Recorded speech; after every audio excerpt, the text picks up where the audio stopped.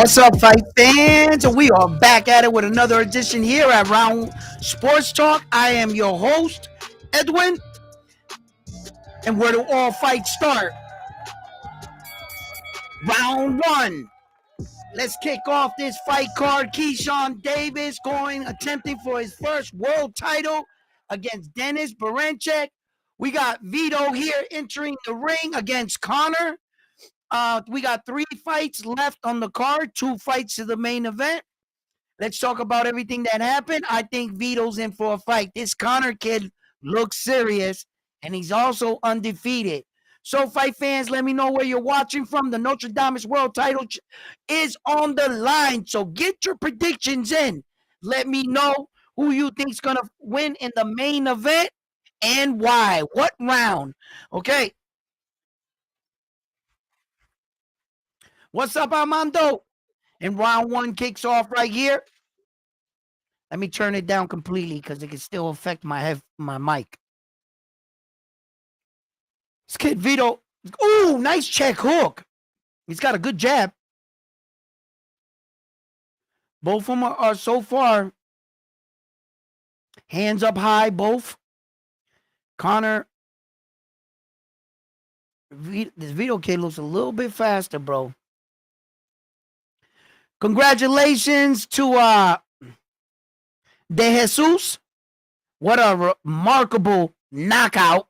1-punch knockout. 59 seconds. Yeah, you guys saw it. You know what I'm saying? He's on his way. He is on his way. The young man looks sharp. Polished. His dad, 2-division world champion. But the son has proven he has 1-punch knockout walk-off power. I also liked in the fight where that I saw that when he threw the uppercut, he was lining it up as a straight. He saw the opening, made an adjustment, and kind of shoveled it on the inside, and he caught him flush. Yo, my man didn't even know where he was. He was stretched, hands out like this. That was brutal. That was a strong knockout. This Vito kid looks pretty good, man. Let's see if it holds up. He don't fall for the okey doke. Good body shot. So Puerto Rico definitely, I got my eye on the kid.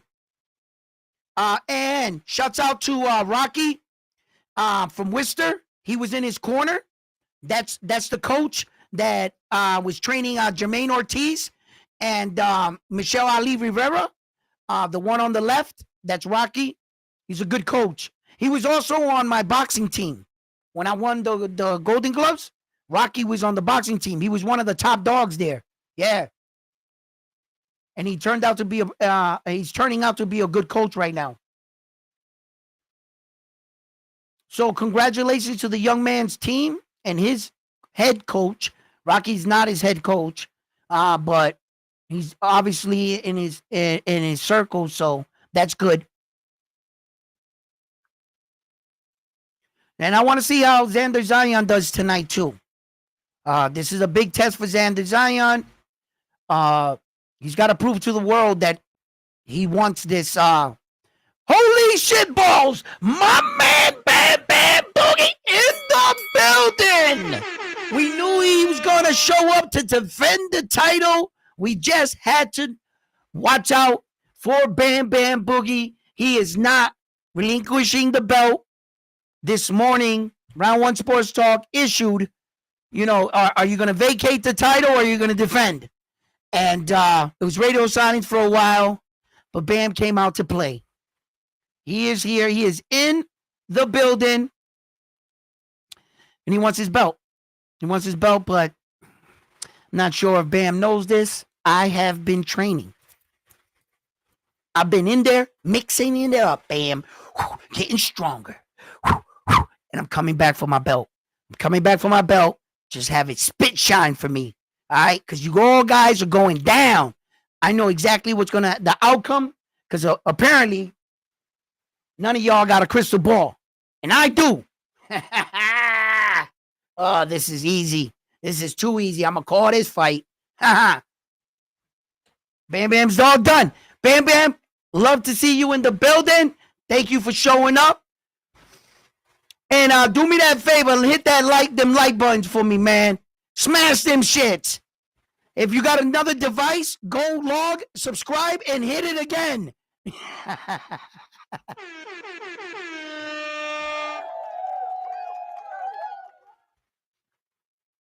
There he is. Oh, Terrence Crawford showing the support.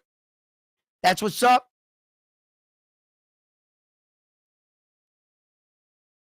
You know, I heard a story of Berlanga jogging with Connor's in trouble. He's in a lot of trouble. His video kid putting a lot of pressure on him.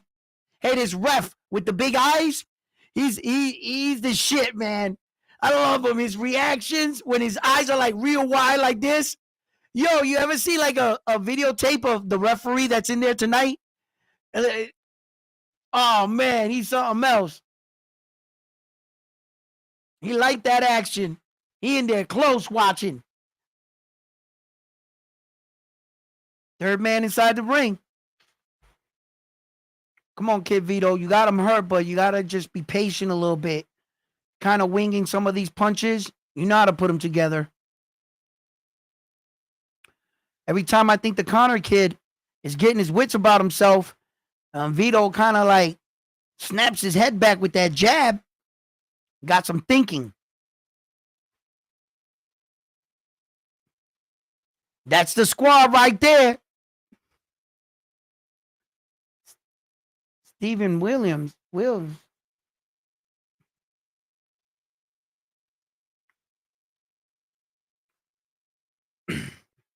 do you know that name from, Bam?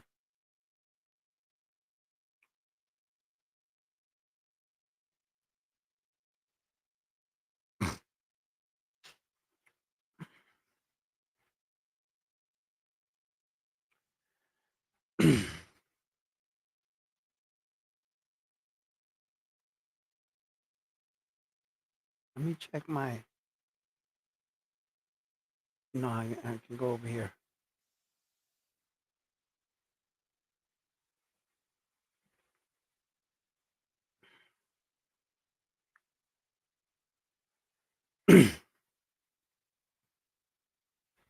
Gerald Anderson didn't look too good tonight at all. I didn't think that he gave a good account of him at all. Over here. I don't think he did. Oh, this kid just got cracked. Connor's beating him to the punch. Armando, what's up, puppy?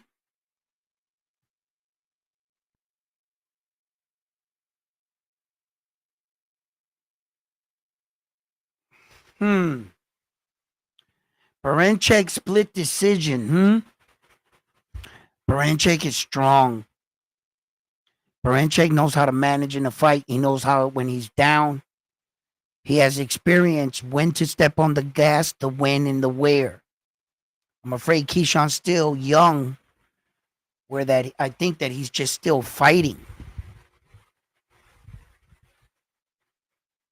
You know, I think he's just fighting. So I'm a little concerned with certain situations when they get close on the inside. That's why I'm gonna get nervous in the fight. Berinchyk has this uncanny ability to sneak shots in between the guards, fast and quick, powerful shots. His jab seems like it just hurts by itself. He's hurt numerous of fighters with just his jab. But I think if Keyshawn keeps him at the end of his punches and controls the distance, he can snap Berinchy's neck back. As we can see, Keyshawn Davis does have one punch knockout power, where that his last opponent in Lemos, right? He even fought Africa, Richard Hitchison, and he had all kinds of problems. And went the distance, all kinds of problems. And going down in weight is one thing, but it's not like he made weight. He came in a staggering 6 pounds overweight and 6 and point something. He was trending on 7. And God knows how much weight he gained on fight night. None of that seemed to matter with Keyshawn. That motherfucker cocked back, one shot. Sniper, boom! Fucking snipers. Yo, laid him out. So I got to admit, he's got some pop to his punch. Now I talked about this. I said it. Is Berinchyk in Keyshawn's head? Is he in his mind? Right? And the reason why I say this is because of everything that took place in the press conference. The fruit basket sent over. Seemed like Tio took responsibility but didn't really take it. So he always tries to give himself a way out. Tio. But this is childish. This is not how a world champion should be conducting himself in and out of the ring. I think Tio has bought into the fact that the more ruder things you say, the more obnoxious you are. Ryan, Rowley, guys like that, they seem to get all the money. So apparently, Tio doesn't want to be a prize fighter, because if you're a prize fighter, you would have took the fight with Subriel Matias. The biggest payday you ever had, 4 times. So you can't be a prize fighter, because a prize fighter would have took that fight. He doesn't care if he loses. He wants the money. That's the definition of a prize fighter. It's not what Tio is. Tio is the type of guy that feels like he's a superstar. These guys are fucking fighting over here, right? He's a superstar, and that he should be awarded such luxuries and paydays with absolutely fighting no one. So Tio, look, whatever he's going to do, I haven't figured it out yet. What division he's going to stay in. What is he going to do with that WBO? I can't report on the kid anymore. Until he walks in the ring, okay, this is what he's doing. Because I'm just as confused as you guys are. It's hard keeping up with Tio. So, all of a sudden, this basket gets sent over. Tio's name gets brought up. And Keyshawn loses his mind. He lost his mind at that press conference because, listen, just real shit, right? Real shit, right? We joke around on the channel, everything. But real world shit, we was on the block, bro, right? And you started all that shit knowing that I know that Keyshawn wasn't going to punch this man or his manager, because he would have forfeited his first opportunity at a world title over emotions, right? So I know he wasn't going to do nothing. When Berinchyk pushed him, if Berinchyk didn't, the toughest thing Keyshawn was going to do was get real close to him and breathe on him. And he was going to smell his breath. Because as far as putting your hands on him, Keyshawn would have been dumb enough to try to push him back. Like whiplash push. And my man Berinchyk and his team could have opted out at that opportunity. Because I know he was going to try to shove him. So that's how he would have lost his biggest payday. Keyshawn. Right? When you know someone's not going to do something because the powers that be, you're just making a scene. As you get older, you realize you could do shit without making a scene. Just shh. Ain't nobody got to know. Just be, what? Walk over here with me. Don't yell, scream. Let's see what you about. Not a lot of guys do that. They like to be any guy that ever goes, bro, you got him. They could be like the most toughest, fiercest guy in rep. And the minute they do that, bro, I feel like they expose themselves. And at that point, you could take it to him. Trust me. My man is bleeding. So Keyshawn wasn't going to do anything there. I didn't like that. Thought Berinchyk got in his head. I thought that the next day he was trying to show the world, because he got an overwhelming amount of texts from everybody saying they believe Berinchyk got in his head. So Keyshawn quickly takes to social media to try to alert the fans that no, I caught it. I'm smart enough to know, when like everybody told them that. Every YouTube channel that I saw all said basically, yup, that wasn't a good look. And if they're all saying it, what do you think his team and everybody closest to him is saying it? And by him making that video, it confirms it. Him going, and he's still saying that first round knockout shit. He's saying they just asked him on the last interview with that, oh shit. I can't believe it. I'm getting a brain fart here. That's my man, the dude that interviewed him. He's at the fight tonight. The reporter dude that reports boxing. Shit, I want to be like him. I'm just having a brain fart. So he asked him, yo, you really believe you're going to knock him out in the first round? Keyshawn said he started like backing out of it, and then he just went with it. He was like, well, yeah, I believe I can knock him out. Yeah, in the first round. Yeah. Maybe it's a ploy. Try to get Dennis Berinchyk to, not sure. But as far as Dennis Berinchyk, that promoter dude, that Keyshawn was all in his face, I laughed when he stood up. He was like this much bigger than Keyshawn. Like, listen, little dude, right? So, but that dude has been everywhere. I don't think he would do that. Like, that ain't that Uzyk's freaking people? He's been around the world with him. If you look into I bet you he's there. Like, what? Like Keyshawn was, but fighters do this, athletes do these kind of things to give themselves a little bit of motivation to fight harder. I've seen this before, where that their fighters do take these kind of things. His body language was saying different. Let's see if he can calm down and, come into, look, the first round knockout. I don't know about that. I don't know about no first round knockout. I mean, if he pulled it off, right, wouldn't it be amazing? Right?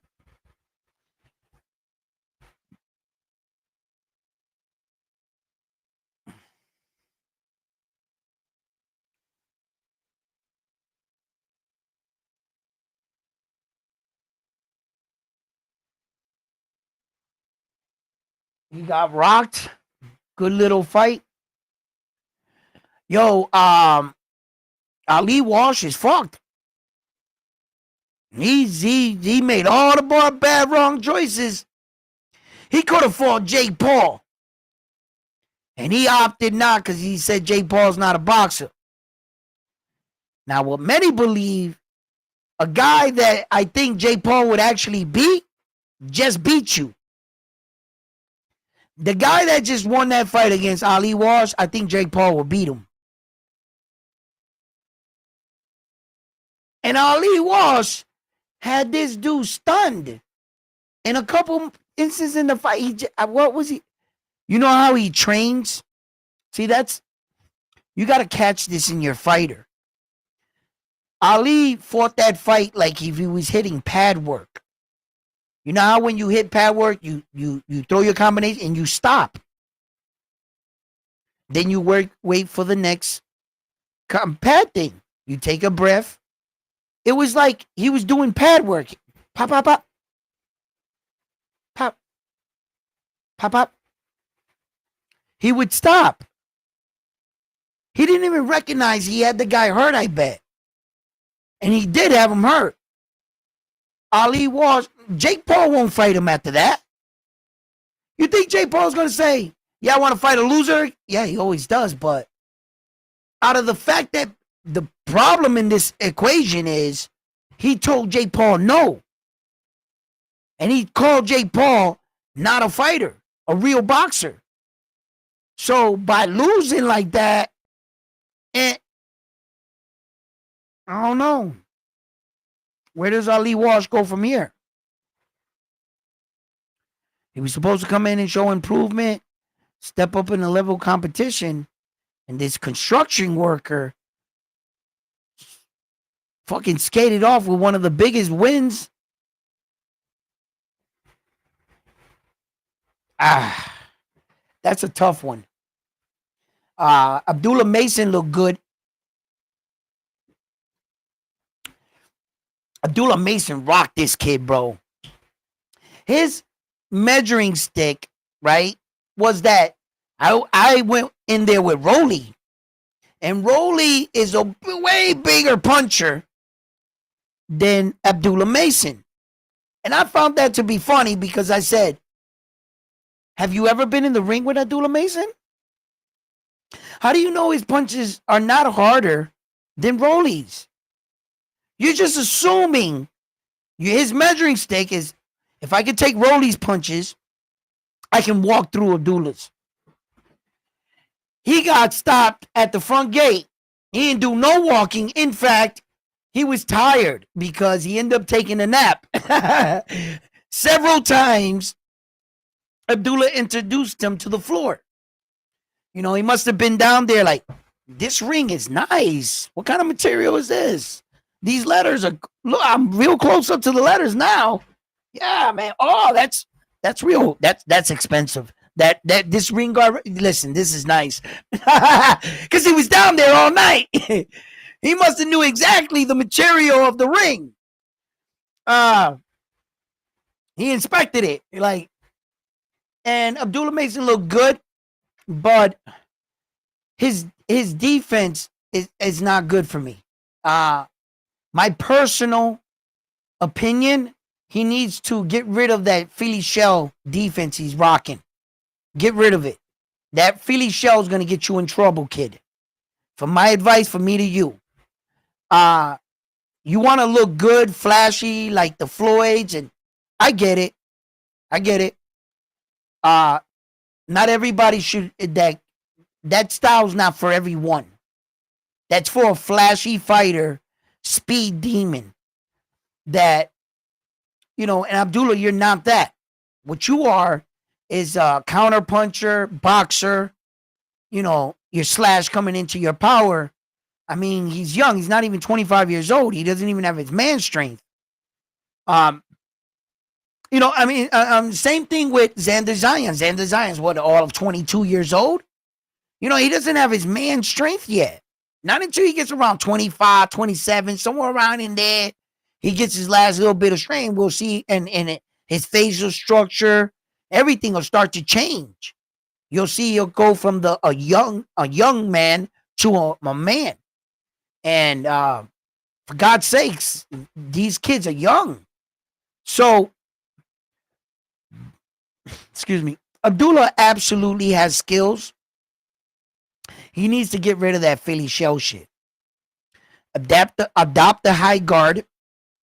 And don't lean as much. Abdullah has the habit of leaning, which typically it's to bait your opponent. It's going to cause him to burn energy, but open situations for him in the fight that he can slip punches in. He is a sharp puncher, Abdullah. But that leaning in are bad habits. When you get tired in the fight, your body typically does what you train it to do. And if you start leaning forward with each round as they go down, you're going to lean that much further. It's a recipe for disaster with the top guys. They can see that. If he fights more strand up, but not square, right? And he just punches from the shoulders like this and doesn't really go with the punch. The minute you start to go with the punch, you're going to start to fall into it. You can get caught like that.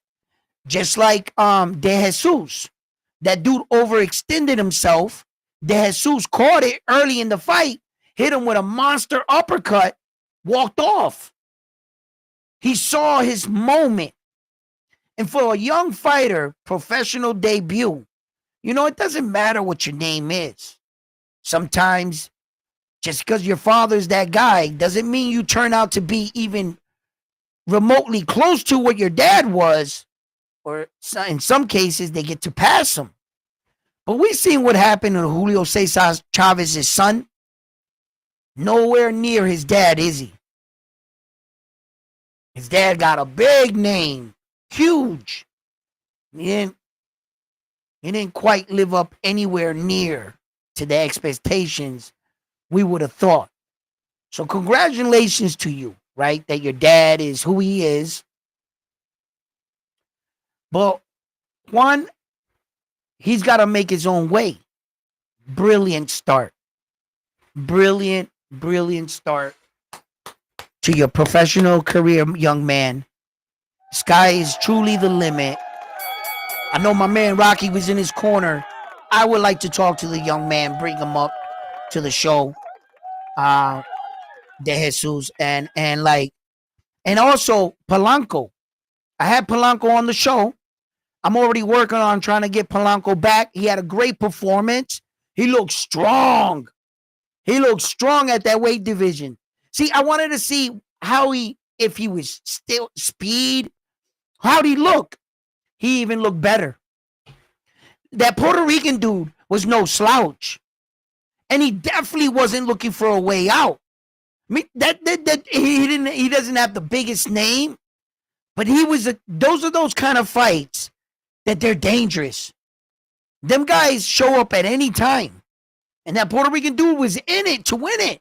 He was definitely he was in the fight, right? But Polanco just showed tonight, he was just too strong. He was too strong, man. Carlos came into that fight 22-1-17, right? Rohan Polanco was 14-9. He shot the 10-rounder, right? And that was at 147 pounds, though. He was punching strong, man. So I like Rohan Polanco's performance. I got a couple answers. I had some questions. What are you doing here? How is he gonna fare? And he looked amazing. He looked amazing. And the guy wasn't here for a payday, like I said. If he was, he would have stood down the first time he went down, or at least the second time. That guy he was trying to, he was just too strong, bro. Too strong for him. Yeah. And then right after this fight, this is a banger right here. These guys right here. I've been talking. I got the monitor right here, and I'm watching the fight. And these guys are fairly young, in their career, and they got some proving to do. And this is one of those nights. It's gonna be a long night in the office, honey. Don't wait up for me. Just put my food in the microwave. I'll heat it up when I get home. I'll be late. Because this fight, they're going back and forth. I don't know. I've never seen any of these guys carry their power into the later rounds. So it's looking to be a distance fight right here. Gio, Connor.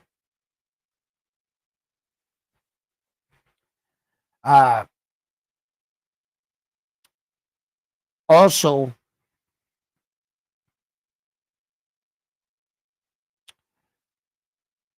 let's see.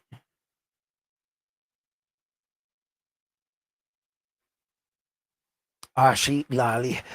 Gerald Anderson, man. Wow, dude. Do you want to be a boxer, man? That's my question. Do you want to get bullshit wins and get the girls? Oh, you won, Gerald. And it seems like you go on this party for I don't know, because he didn't look that good tonight. Maybe I'm not giving the other guy enough credit. Go back and watch it. But if you want to fight Martin Bacoli next, Gerald, you'll get knocked out again brutally, bro. Not with that kind of defense. The way you were laggy-gagging, complaining in the fight. Yo, straight up, shut the fuck up and box, bro. Stop being a fucking little, yo, I don't want to go 10 rounds. You heard him in the corner. This guy's strong. I don't want to go 10 rounds. Every time he went back to they just stopped. The camera just stopped going there. Because it was making him look bad. And that's the American hope. If one day we were ever going to get a heavyweight championship, I don't think he makes it. I'm not sure. I hope he switches around, but hey, it is what it is. Yo, y'all, I'm going to drop the link. If the Corillo wants to come up, and this time we can make an episode with everybody up here for the Nastradamus World Championship. And Frontline, all y'all can just come up here. We can hang out. We can talk boxing. So I'm going to try this today. Throw it in. Where's Carlito at? Where's everybody at, bro?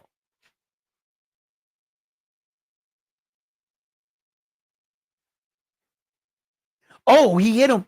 He hit him with a nice shot. Connor hit him with a sharp uppercut on the inside. He tried to dip. He's timing him with that shot.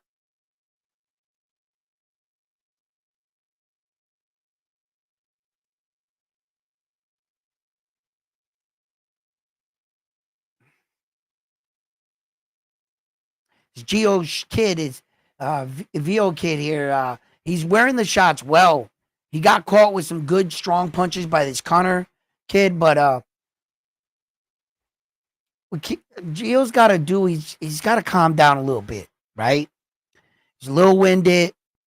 It looks like everything's holding up his cardio. And he's just throwing his shots straight down. The win and the wear is where he lacks, right? That was a good win in the wear punch right there. He doesn't have, the greatest time there, but you make simple mistakes like that. He's polished enough to capitalize, as you can see. Now, what I mean is by the win and the wear is just like setting something up for the future, right? If you're going downstairs for the body and you've been hit after the body shot, you go 1, 2, 1, 2, or whatever, right? You're selling him that. That's what you're selling. What you want him to do is to try to pick up on what you've been doing. You go into the sequence the same way. As soon as you go to throw the body shot, loop it up. He's going to try to block the body. He's going to leave his face exposed. You bang him.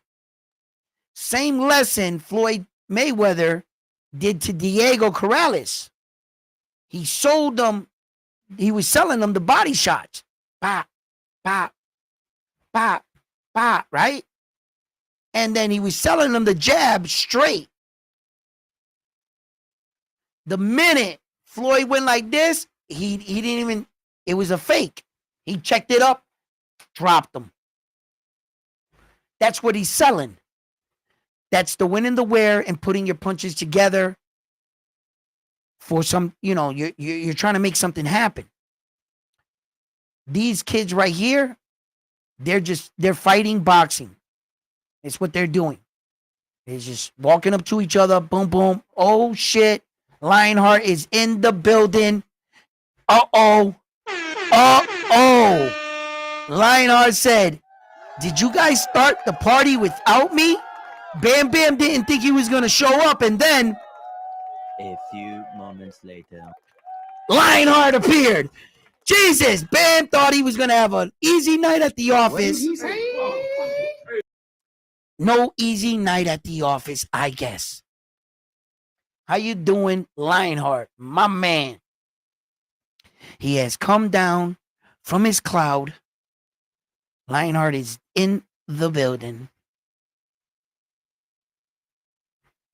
So, man, these guys is one more round here to go. 10 rounds. Listen, for the most part, these guys have been fighting, bro. This has been a pretty decent fight. Pretty decent fight. Young kids, you know, and fighting. Uh, good, good fighters, both in their own right, dude.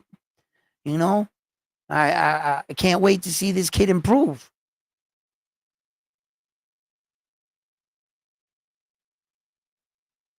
And Connor kid, a little bit more stiffer, like the Irish fighters, you know, like type, you know what I mean? Like a little bit more stiffer kind, but you can see he's strong.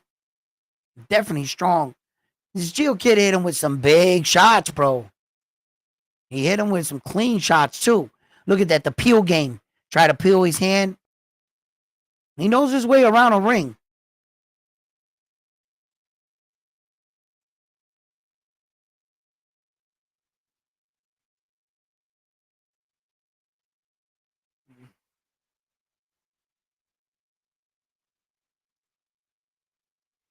Oh yeah, Lionheart.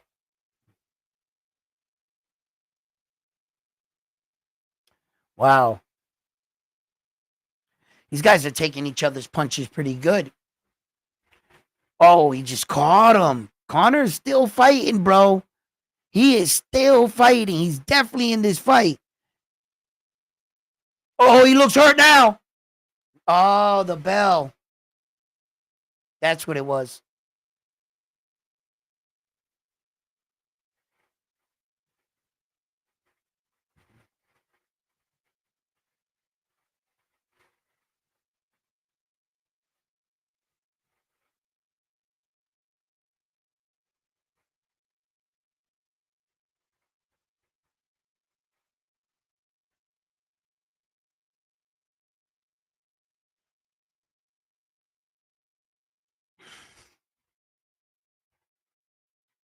Whatever he's telling him, I hope he's listening to him. Ronnie Shields is going to tell him what he's going to, you know, like what he needs to hear. I mean, that kind of trainer, that kind of coach in your corner, he's got a lot of experience, a lot of fights he's been involved in, participated, or, you know, I don't know what he's telling them because, of course, you guys know me. I watch my fights with the volume down. But hopefully he's instructing them. Let me see here. What are the unofficial scorecard got him 87-84? Crowley.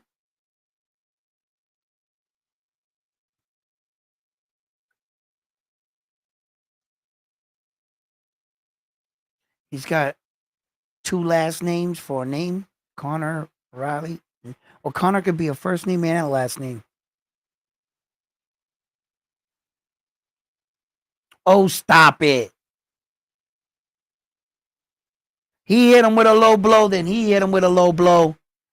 You wrapped your hand around his waist and then punched him. But yet you're going to complain about, come on, my man. Stop it.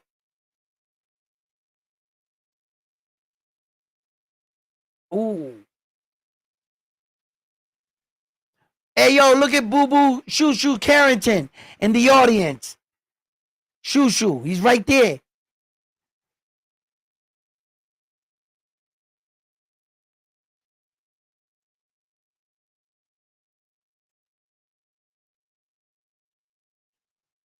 Nice inside uppercut.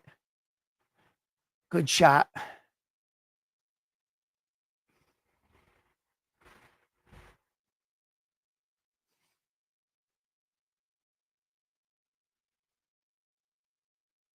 That's a real boxing audience right there. This is a real boxing audience. In Las Vegas, they don't start coming into the last fight. Sometimes not until like the third round or something. You know, they really pack it in the main event and shit. And people start showing up. We're 3 fights out from the main event. Look at the audience. Audience definitely had their night of fight, their action. Look at Bob Arum, his wife. I noticed his wife first. I know that little old lady anywhere. As soon as I saw her, I just looked to the left. There he was. I was like, I didn't see him first.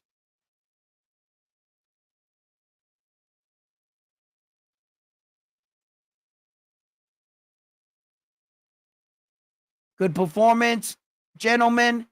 Here we go. Last 30 seconds. Coming down. Oh, he hit Crowley with a big shot. Oh, Crowley wore it well. He might be hurt. A lot more hurt than. Come on, separate, kid. Ooh, he caught him with one coming inside. Come on, kid. Stop leaning on him. Just break. I know you're tired, kid, but 15 seconds, man. Couple, yeah. No, don't fall into the punch. Just, ooh, he got caught there at the end. Connor is hurt.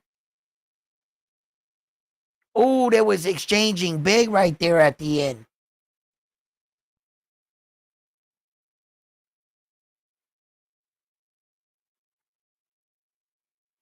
Yeah. Busy week, baby. Busy week.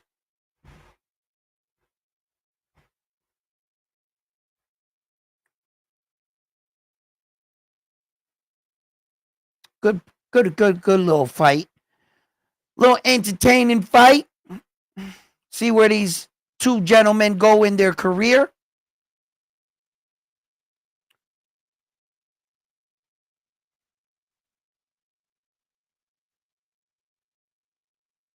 That was a nice shot right there. Oh, and he followed it up. My man got a beard. Those are two clean shots. And the difference between these guys punching, oh, nice. These guys are professional boxers. They're trained to throw punches with conviction, and they're trained to, maneuver. Not like when you're fighting a guy in the street. Some guys naturally know how to throw punches. You'll see some knockouts, but they don't know how to throw professional punches and take professional punches. Hours upon hours of growing up through the amateurs, you develop these skills. And my man took some Vito there, man. He took some punches. Connor took some big punches too. There were a lot of punches thrown in this fight. Look at, what was it, 513? Yeah, I went down. Okay. They're about to announce the winner of this fight. And then it's off to Alexander. Look at Dennis Berinchyk napping by the flag of all his supporters, I bet. Wishing them love and writing their name on the flag. He takes it with him for motivation and reminds them what he is fighting for. And he's got his flag right there. He's going to make his first title defense. This is a nervous fight for me. I got to be honest on my assessment. I think Berinchyk is the more seasoned fighter as far as competition. He's fought better competition so far than Keyshawn Davis, and I'm not sure Keyshawn Davis or how is he going to handle Dennis Berincyk's pressure. I know that Bomac and company has devised a good game plan. And I believe Bomax is aware of this. So, let's see what happens. Did anybody happen to catch Keyshawn Davis's brother fight? I didn't watch that fight. I don't even know who won. So if anybody could, in the chat, if anybody has any knowledge on that, let me know who won that fight. He was supposed to be making his second professional it's kind of like a debut. Just, well, it's not, your debut's your first, but still green. His second bout. So I wanted to see what happened with that. There he is, the one and only young Xander Zion. He is ranked by the WBC number 4 and ranked by the WBO number 1. There's your boy right there, the businessman Keyshawn Davis. He is the number 1 lightweight contender. He comes to us with a record of 12-8. Can Keyshawn Davis tonight shock the world? A lot of people have him the favorite in the fight, but I think that's for boxing odds. More people take him for the favorite. He falls, they're gonna cash in. This is the kind of fight where that honestly, I think Davis is getting more eyes on him. Fact that he speaks English in America, the fights in New York, like, you know, it's gonna really in his popularity. It's with that last knockout, you know. So, but here, for all you fight fans, right, that are gonna be told the truth about the situation. This is a scary fight for this young man, Keyshawn Davis, and make no mistake, this is a really big step up in the level of competition he was just fighting. None of these guys he fought, trust me when I tell you, are Dennis Berinchyk. Dennis Berinchyk went in there with a couple, you know, come on, Navarrete's a world champion, my man. Okay?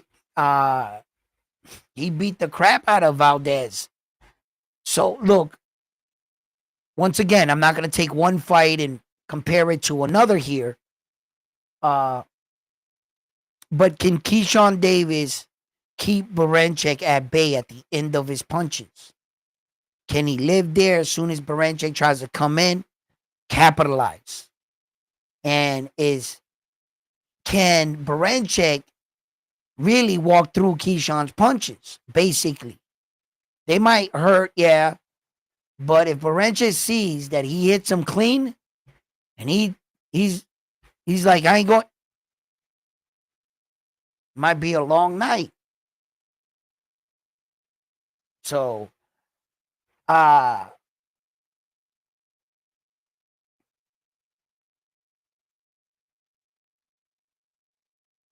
think Keyshawn got all the ability to win this fight, man. I really do. I think he's got all the skills. Here's his moment. It's his first shot at a world title. Let's see how the kid shows up. Let's see what happens. You know, type situation where you be like, back up, let him see what happens. Armando got Xander Zion in the 8th. I got Xander Zion knocking him out in the 4th.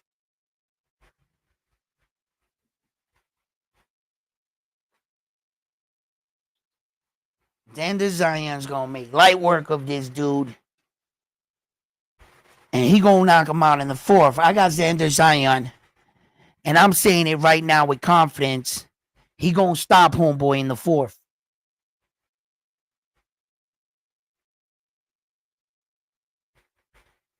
And I'm putting it down on paper. Armando says he's got him in the 8th.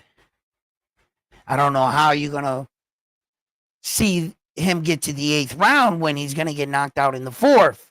So I'm not sure we're gonna ever get to the 8th round, Armando. But if you think it's the 8th round, then fine. I'm gonna put you down for the 8th round. Frontline says 9th round body shot. Okay. Very good, Frontline. But I'm sorry to inform you, he's going down in the 4th. So I don't know how this mysterious body shot happens in the 9th round when Xander Zion is going to be in the locker room. You know, taking off his gloves, getting dressed by that time. It's not going to be no 9th round. It's going to get knocked out in the 4th.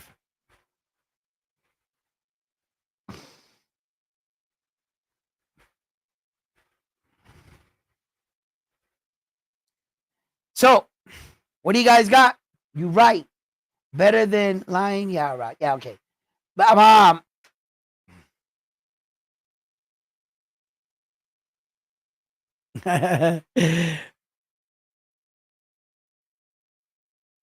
yo, Lionheart, come on. Participate in the interim world championship.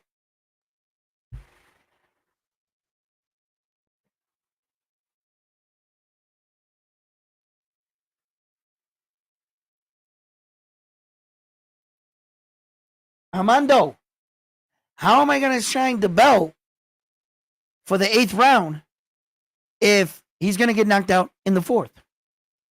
I mean, this is clearly what's going to happen.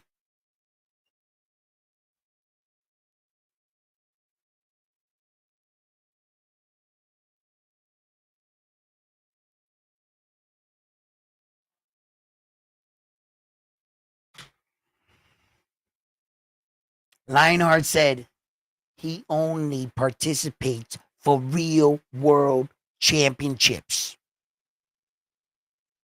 I was going to see if he tried to get in here for this interim because I was going to let him know. I thought you didn't go for interims, Lionheart, but he didn't go for the bait. Good thing, Lionheart. Holy shit, Xander Zion looks good. And what does he throw? A body shot. 7th round, Lionheart. Stoppage. Stop playing with me, Lionheart. You know you only play for world titles. But Lionheart is going to participate. And I would accept you interim belt fighter. Okay, Lionheart. I mean, hey. How the mighty have fallen.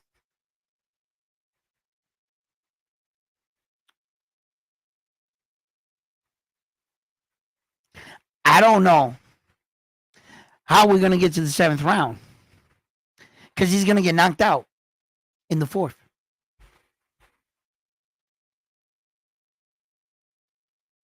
Carlos says TKO in the 8th.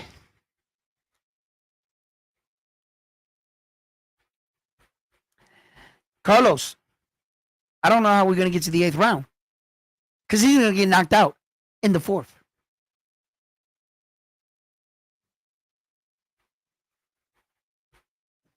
I don't know how that happens.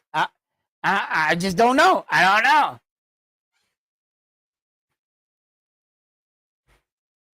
Come on, boxing. Let's get a good night of boxing going on. Please don't forget to hit that like. If you haven't hit it, do me a favor and hit that like button for me. If you're joining us and you haven't subscribed to the channel, please feel free. I invite you. Subscribe to the channel here at Round 1 Sports Talk. We have an amazing time. And shouts out to all the Valentines Day and all the gentlemen in attendance that took their girlfriends to a boxing match on Valentine's Day. How'd you guys pull that off? Let me know, okay?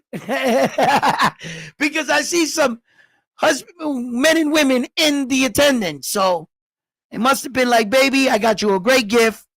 2 tickets to the Keyshawn Davis fight. I think my girl would have gave me a 2-piece right there and sold the tickets online in front of me to teach me a lesson.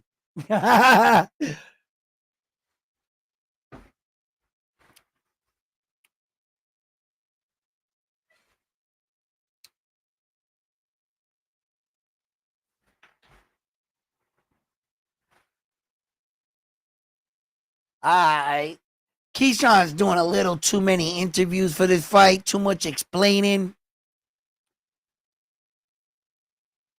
I would have took shit talking approach, a little bit of humility, never planning if I was gonna lose, because I would have kept complete, confidence that I'm winning no matter what. But he seems to get himself involved in these conversations where he finds himself asking a lot of questions. Now, explain all this. He's breaking down his childhood and suicide. You're going too much, my man, for a fight. I know they're trying to promote you, and if you stand to win, they want to get you the fans more familiar with you as a fighter. But Jesus Christ, on his first world title, let him get a title of fans and then go into some of these shits. He's answering fruit basket allegations, and he's describing how he's suicidal, and I don't know, man, kid. I don't think that this is the time and place right now.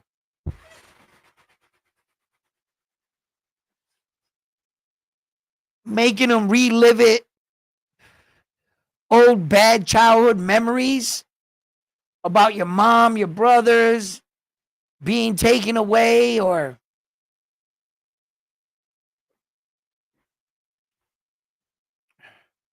I don't know.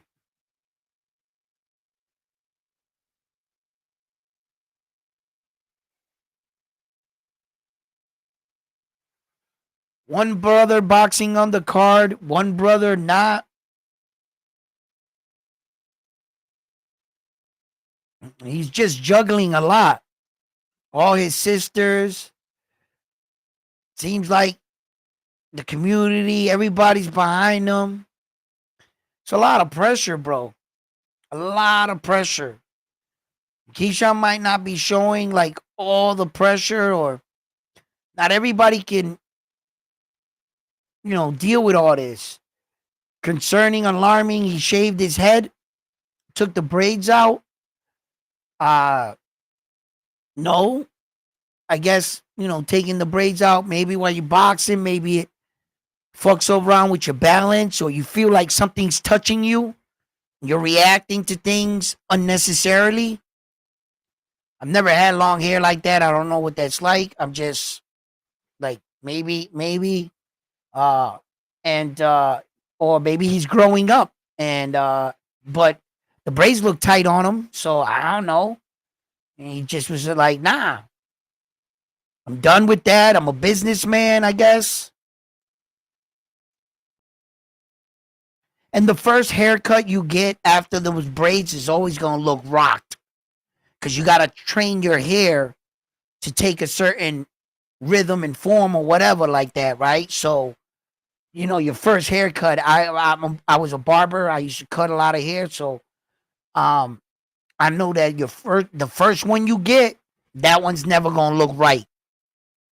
It's your second and third that your shake starts to come together. The first one's gonna look like more like hot, and pieces that have been pulled back are gonna want to float up, and the other ones that were being pressured, that hair's gonna, and no matter how you pick it out, it still kind of like goes, yeah. So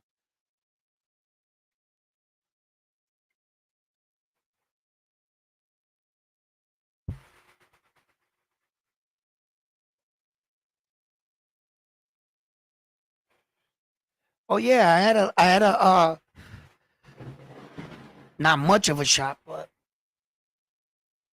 damn, I had that for like 2 days. I thought there was a little bit more than that in there.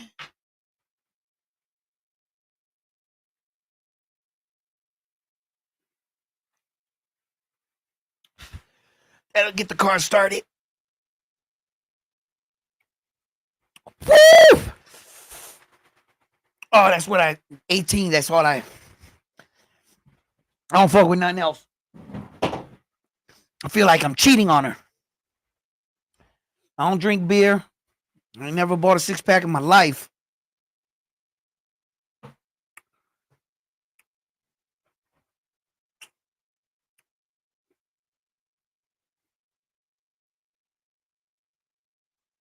I have a Corona every now and then, though. But I'm like with family and shit. Because they're drinking them. But typically, if you give me a Corona when I walk into the club, that'll be the same beer in my hand when I leave. I usually give it to somebody that's already drunk, that doesn't care if it's warm. They're usually the person that finishes that Corona for me. Whoever it may be. I'm always on point, though, in a club. I don't feel comfortable to drink.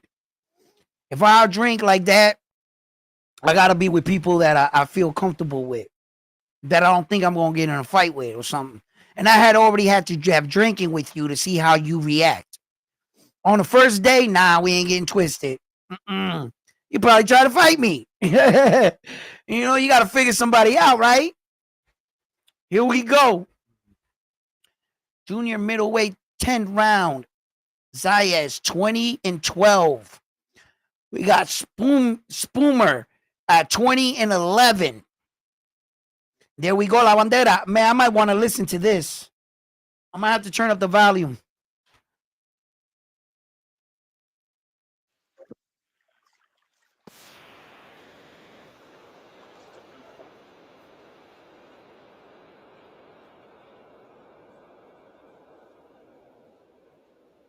$22 years old, 5'11". He's got good height. I think he'll do good at 160, man. I think he would do good at 160, bro. I think he would fare well. Come on, pa'lante, baby, let's go. Aquí que se acabó el uso. Vamos pa'lante, let's go, people. Let's go, lock in, baby. Come on. Lock in, baby. It's fight night, baby. Let's go. Let's go. Come on, Xander, baby. Come on, baby. This is your moment. Your moment.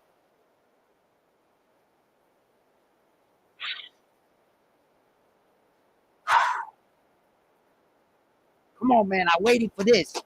This is that stepping stone. This is the measuring stick right here. This is what they wanted. Come on, baby. Come on, baby. Come on, baby. Don't let us down. Come on. Come on.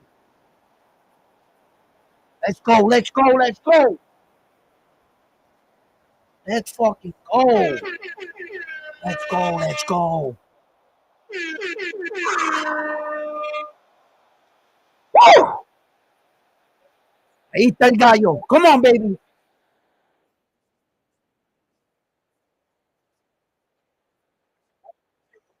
Stay focused, kid. Stay focused. Fuck Roy Jones in his corner. Roy Jones, I love you. I'll love you after the fight. But right now, you on the other side. You with the ops, baby. You on the other side right now. We talk after the fight.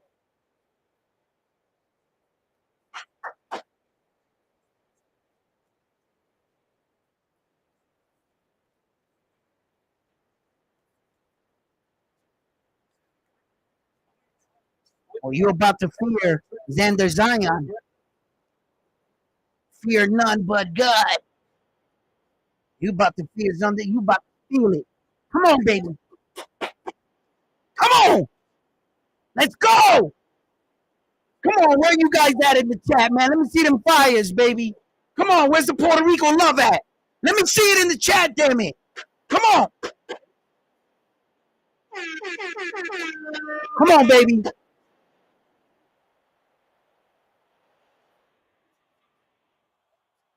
I'm not going to hear it anyway, so I'm turning my volume off. Let's go, baby. Let's go. Let's go. Yeah. There he is.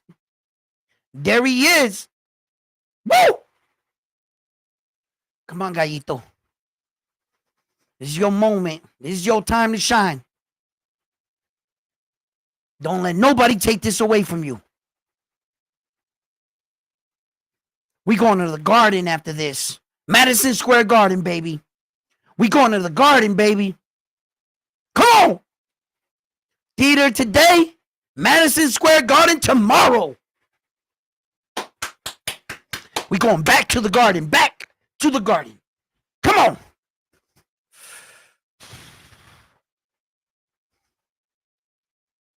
Vamos para adelante, puñeta. Vamos. Let's fucking go, bro.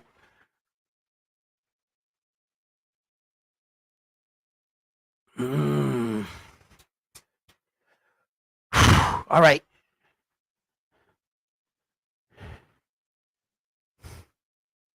Come on, Xander. Oh, good step. Check. Oh. Nice jab, baby. Fast energy. Nice. Woo! Good jab. Powerful jab. Stiff jab. Made him take a step back. Xander Zayas staying defensively sound. Okay, chased him with the hook. Pushed him back. My man's got good bounce to his step too, but his guard is wide open. Xander Zayas, good block. Staying defensively sound. Good jab, good jab. Don't let that hand go down, son. Boom, nice body shot. Level changing. He's dipping a little bit, Xander. He's trying to go downstairs. Good block, good defense. Good jab. Keep him honest, baby. Good, nice. Straight down the pipe. Oh, nice overhand. Good body shot. Xander's looking real good. Looking good. Keeping his head off the center line. Good movement. Nice jab. I like how he fades in and out. Soon he's trying. He's got a little blood coming out of homeboy's nose already.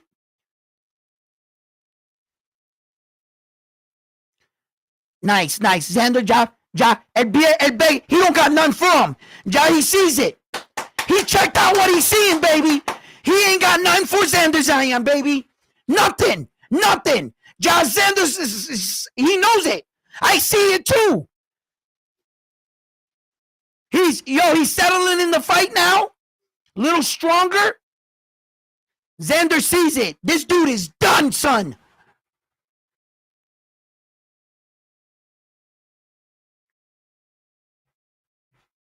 I'm on live. Nice body shot. Oh, he hurt him with that body shot. Get the fuck out of here. Pick him up. It was a good body shot.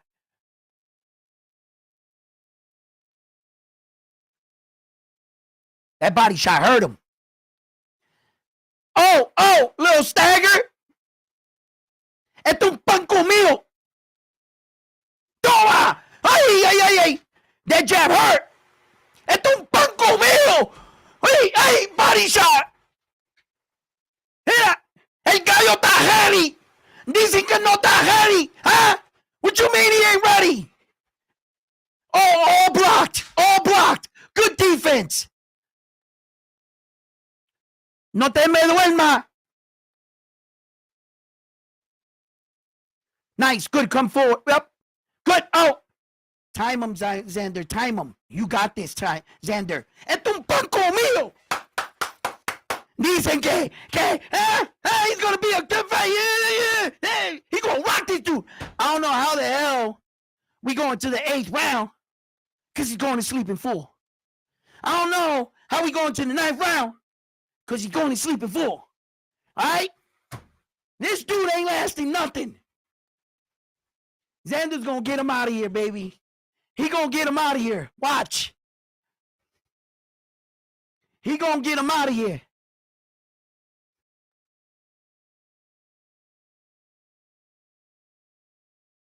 I want a taste of the glory. A taste of the glory. I want a taste.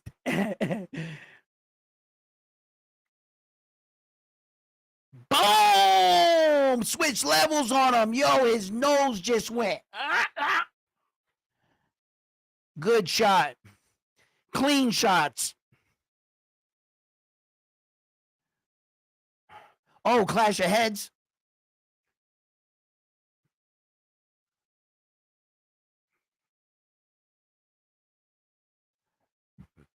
Nice, Xander.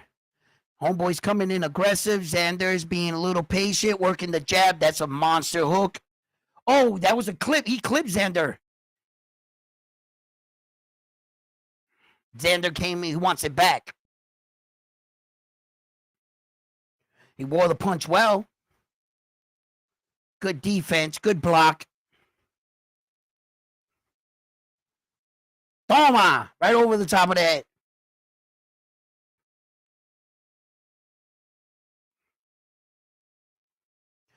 Ooh! Nice little combo. Oh, Xander's killing him with this jab. Roy Jones and them, they see it. They see it. Oh, nice shot by the homeboy. Xander took it well. He rolled with that punch. He rolled with it. It wasn't flush. Oh, he hit Xander with a nice little hook there, little check hook there. Xander wearing the punches well. Doesn't seem to be phased by any of his punches. So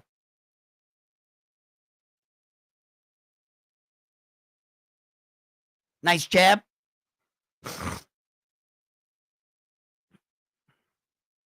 It's the little things you got to do over and over. The fundamentals. Lock those down, and they will get you out of situations. Xander has to believe in his training and really stay with the basics until things open up. Stay tight, defensively responsible, keep your head off that center line, combinations like that. 1-2 up the pike, really push them back. Xander Zion is using his footwork, and he's staying mobile. Circling out, my man is chasing him.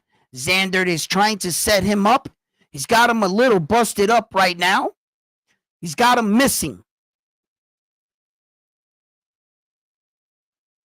Spoomer is really like pursuing, but he's trying to set up his punches, but he doesn't work good off of his front foot. Spoomer has this kind of like weird step. And it's very visible. Like Xander has to recognize these subtleties, get him to step in and meet him at the front door. Or he can set him up with one of the shots that he throws. Like Spoomer would throw a shot. As soon as it hits, Xander needs to hit with the same hand. He'll catch him. As soon as he feels that shot, pop, boom, hit him right over it. Don't hit and throw with the other hand, and don't flinch. If Xander can be in the pocket, evade like this, and the punch comes within millimeters of him, and then counter, he can catch this guy. Xander is working on techniques like that, and you know, he's on a type of level where he can do some of this shit. Might not be on the highest level, but Xander's getting better. He looks better tonight than he looked in his last outing. He even looks stronger. His last outing, he looked good, but a little green. Went in for the kill. Typically, you're going to get punched.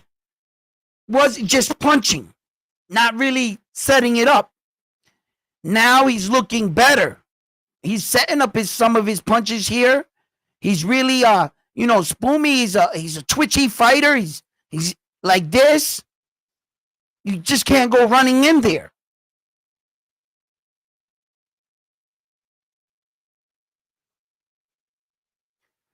And I like how Xander Zion rolls with the punches. For the most part, Spoonie hit him with, but he knows how to roll. It's good. Right now, he's working the jab. Spoomy's trying to be aggressive coming in. Good body shot by Xander Zion. And 1-2 upstairs, downstairs, really switching levels. He's fighting off the front foot. He shifts from the front to the back. And as you can see, he's keeping his weight leaning forward a little. Nice, good inside work. He knows how to duck underneath the punch and work the body too. Good uppercut in the inside. Pivoting out. Good shovel jab. Good straight right. Good. And he's got my man missing a lot. Xander Zion's hands are going down a little bit. He started to recognize that. He's starting to pick him up. That lead hand is down. Oh, low blow. Spoomer's trying to shake it off. Spoomer can take a shot, bro. And this is good for Xander Zion. It's good for him. Oh, nice shot. Really stunned him with that one. Come on, Zayas. Prove to the world that your strength is getting stronger. Boom. Good body shot. Nice. Spooner rolled with that punch too as well.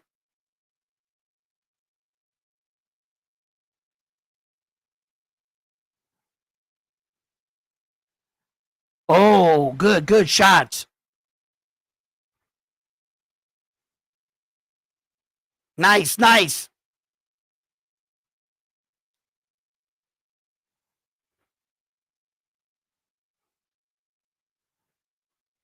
Oh, nice defense. Xander Giant got caught in exchange in there, and he got one back. Good little combination by Spooner there. Xander Giant greets him with a jab, and they exchange hooks. Oh, Xander Giant got caught with a shot right there at the end. Good round. I still think it's 3-0 right now. I think Xander Giant's pitching a shutout. I don't think Spooner won any of those rounds so far, but we will not need the scorecards anymore because I don't know how we get to the 8th round. He's getting knocked out in the 4th. So, this is my round right here. This is what I said. And I think he's going to get knocked out in the 4th.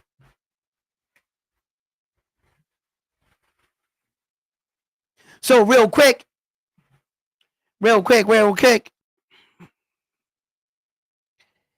If you're in Worcester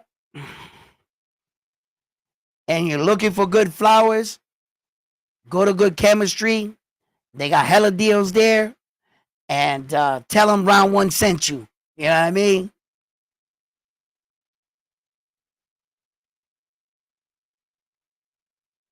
Oh, yeah, wait a minute. Even though it doesn't look his best, we do have Xander Zion. Nice defense, nice body shot. And Zion blocked all that shit, which is good. Good. Oh, low blow. That one might have been low.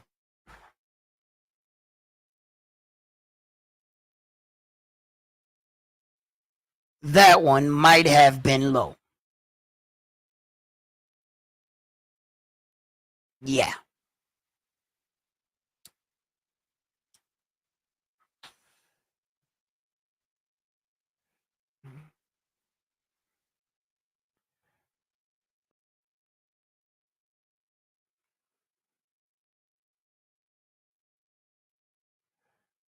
Ooh, Xander got to time him.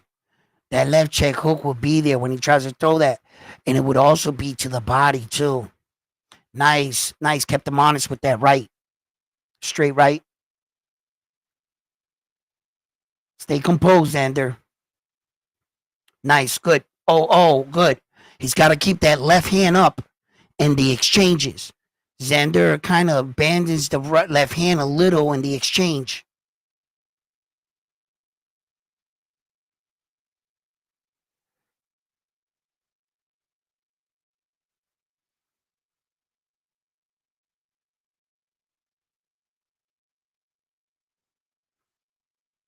I don't think he likes throwing them low blows. I just think he's going for the body, and his guy's a little bit shorter.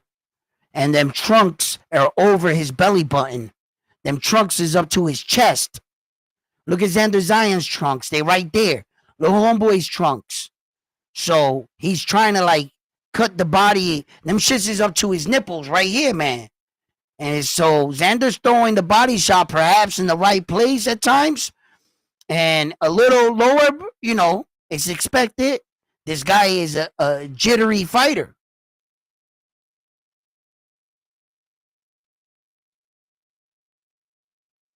Next round, he's going to come out. The trunks are going to be up to his neck right here. He's going to, yo, low blow.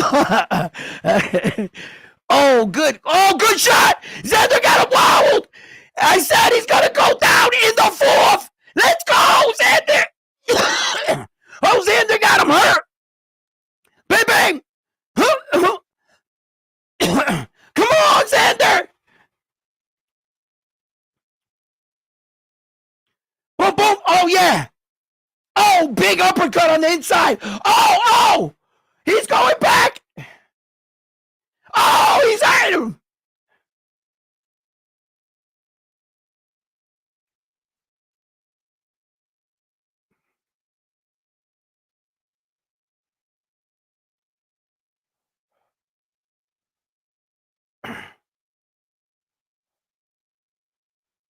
Oh. Damn. I knew something big was going to happen in the fourth. And something might have happened. My crystal ball must have malfunctioned. But I knew that's where the damage was going to happen in the fight. So I might be out, but I'm not down.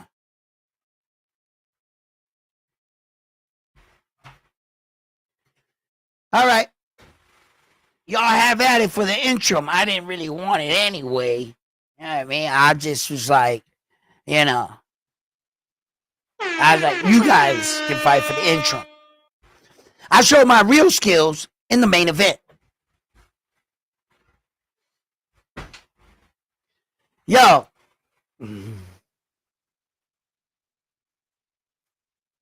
Got careless. He had him hurt. Had him hurt bad.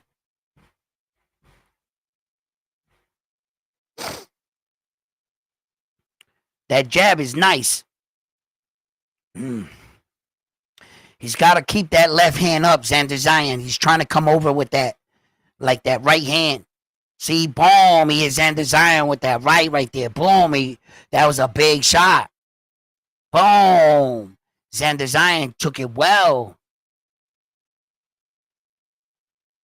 He shortened out his motherboard for a second.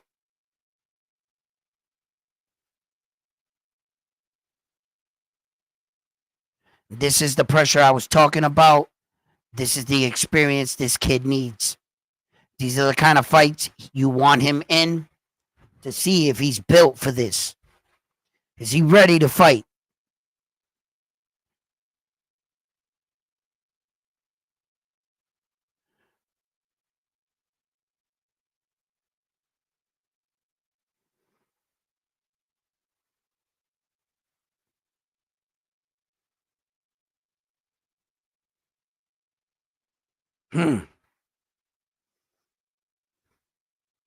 Good.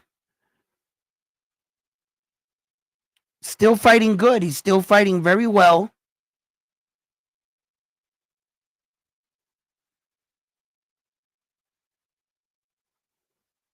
Good maneuvering. Got underneath those shots. Xander Zayas is really controlling this fight right now. The fight has slowed down a little bit. Both fighters were throwing a lot of punches in the previous round. So I knew that maybe perhaps at some point they were going to take a round off. Not necessarily these guys are taking a round off. They're very busy in the round, but a little bit more back where that you're going to see an increase of action through 5 and 6, round 6 like that. Good exchange for both men. Xander Zion is still, yeah, good. Come on, dude. With these low blow shit, bro.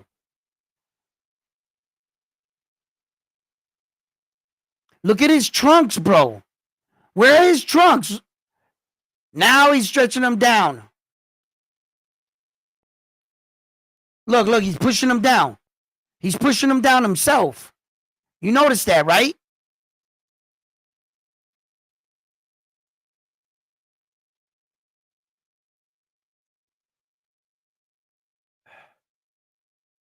Now that it's going to make Xander Zion a little gun shy to go downstairs to the body.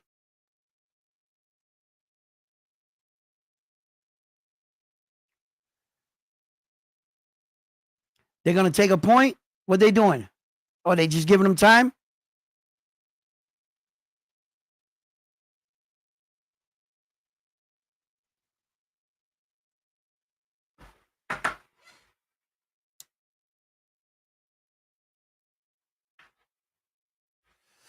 I mean, there's no need for Xander Zion to punch him low. It's not like he's losing in the fight.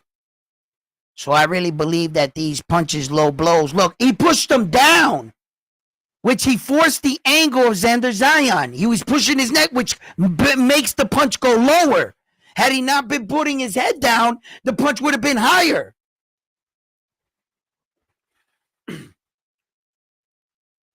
He went downstairs to the body there.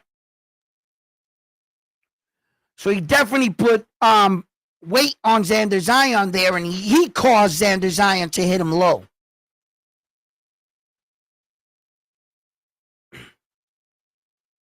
Look at Xander Zion had a body shot and he didn't take it. He held back on that body shot because of the low blows. When you guys go back and watch this fight, in round 5, the closing seconds of round 5, after the low blow, you're going to go back and catch it because I just saw it. He had a body shot lined up. He didn't take it because of this low blow shit.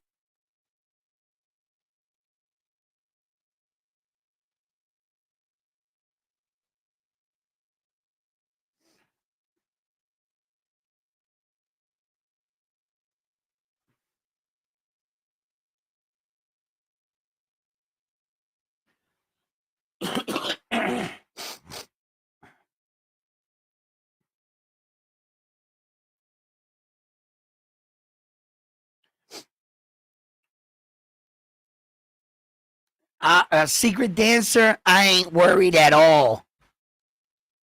At all. This is typical boxing shit. Xander took the round, and now he's gonna hurt him. Watch.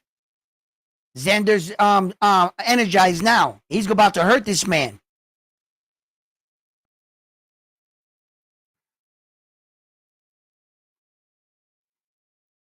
Ain't nothing dropped in Xander Zion. Not his defense, his speed, nothing is slowed down.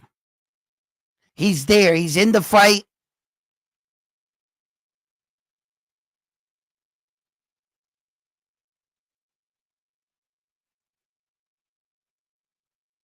He's trying to find his right timing. Another body shot he had.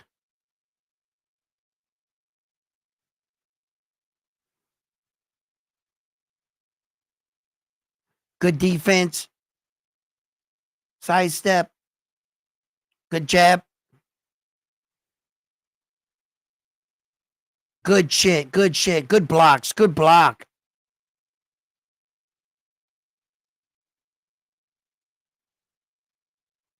Did anybody have the 6th round? Nope. Another low. Oh, they didn't count it. Oh, big shot. Oh, he went downstairs again. Oh, Xander's eating him up. Well, it didn't make him so gun shy to go downstairs. Oh, good shot downstairs to the body again. Oh, he's hurt downstairs to the body. Bad. Them trunks went back up again. They passed the belly button.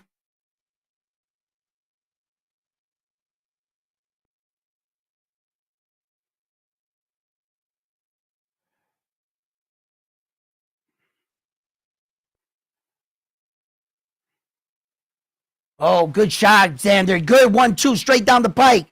Now, calm down and sit on your punches. Yep, you don't got to do too much. He needs a little bit of help, and you can get him out of here. He needs a little bit of help. He wants to go, Xander. Pack this boy up. Body shots, 49-3. Xander's really working that body.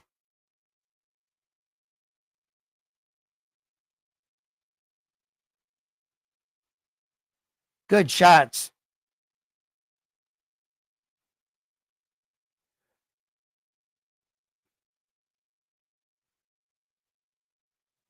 Ooh.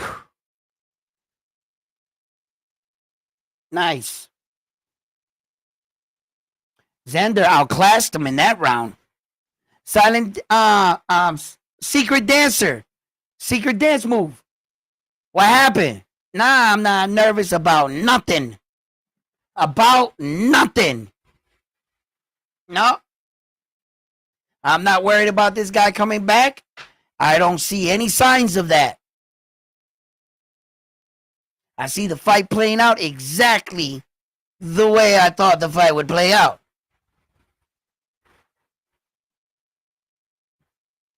I think Xander Zion is ready. I believe in his training.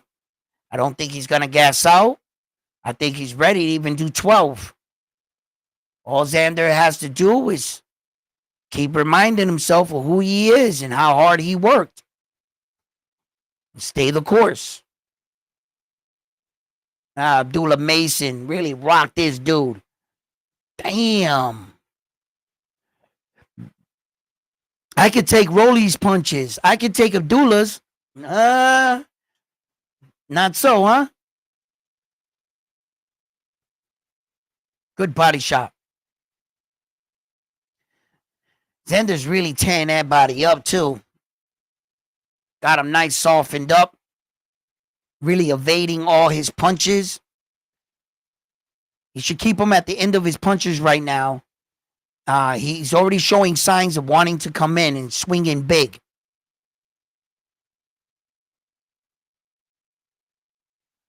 Xander can get in there.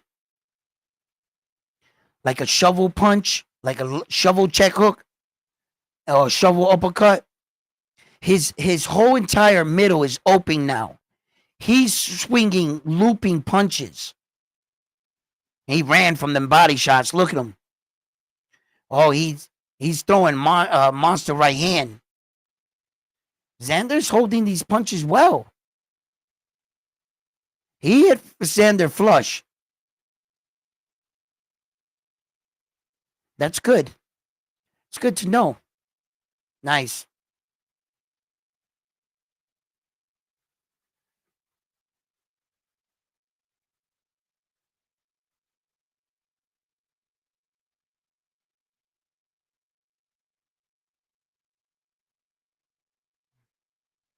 Oh. We got a minute and 30 seconds for Lionheart's round. Lionheart is on the clock. Nice 1-2. Good. Nice. Xander Zion is still staying defensively responsible. Really working around these punches, making them miss. Really settled in to the fight. And this guy can't touch him now.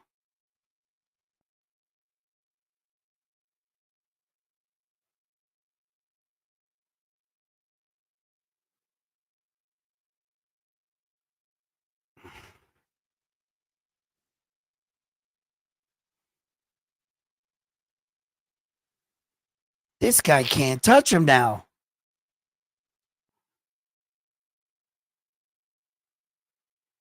Oh, yeah.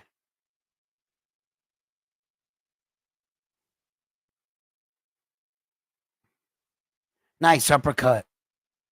Clean. And Spooner's been throwing a lot of shots. He just hasn't been connecting. Spooner's trying to lead. Oh, good body shot there at the closing seconds of that round. And front Lionheart goes down. We are the land of the beaten Lionheart. We really didn't want to go with this interim shit, right? Nah, of course not. Main event is where we live at. Me and Lionheart. I'm already there.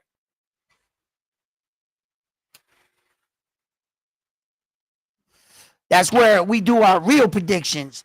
But I had a feeling something big was going to happen in the fourth round. My spider senses were going off, and I wasn't wrong. He had him hurt. Really hurt. Xander Zion's going to learn from that. Bam Bam Boogie said he got a little reckless. All right? Fun line, what you got to say here? Secret, what are you talking about?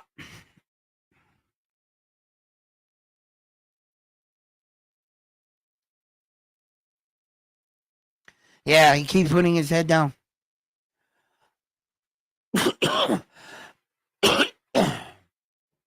Good jab. I like this. Ah, nice inside work. Both men doing some good work here. Spooner doing a little bit of work. Xander Zion just being the more active of the two fighters, willing to trade more. Spooner's coming in, trying to mix it up, throwing punches, but missing. Xander Zion's got him missing a lot, you know. And it's not like Spooner's not trying here. He's definitely still in the fight. It's just Xander's making him miss a lot, making him pay often. We are in the 8th round, and I gotta be honest, I think Xander Zion is in fact pitching a shutout. He should be up on all scorecards, and I don't think he lost a round. So, say what you want, Spooner ain't won one round yet.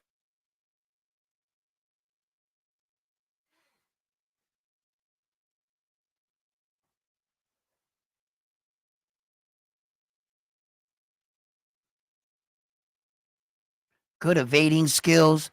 Xander Zion is improving. He is improving. And Spooner is taking his fair share of punches here. He's still in the fight, yes, but the man's taking a beating. He's throwing a lot of punches, but Xander Zion is landing at a higher rate. Look, he's throwing, he's just not connecting. And that goes to credit to young Xander Zion, very aware, making it hard for him, very stingy with his defense. And he's actually pitching a shutout right now. He's got to be worried with that dip right there. Xander's left hand is down by his waist now for his defense, if you noticed. It's down. It's not where it started in the match. When he goes in exchange, he gets a little tired, a little laxy-daisy with it. And that left hand is down, man. Down there. It's down here, bro.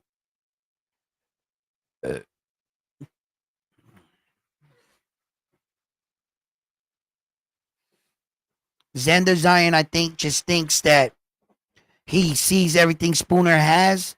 Spooner's not going to hit him. So now he can, just in case he's shifting it to another gear, you could stop being so fundamentally sound up here, because that takes energy to keep your hands up. You keep them low by the waist, and you've already figured them out. But you don't want to get crazy. Stay defensively sound and responsible when on the inside. Try not to do too many bad habits.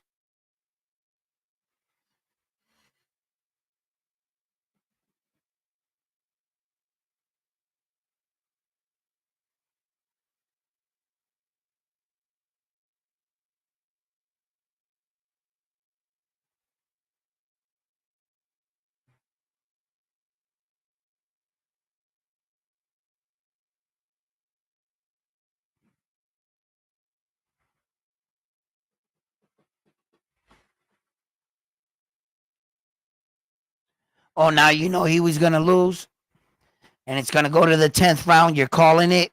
In the 9th round, you're calling that it's going to go to the 10th round. You are amazing. Like, I don't know how you put this together, Silent Dancer, but your observation is it may just go 10 rounds from the 9th round. I understand.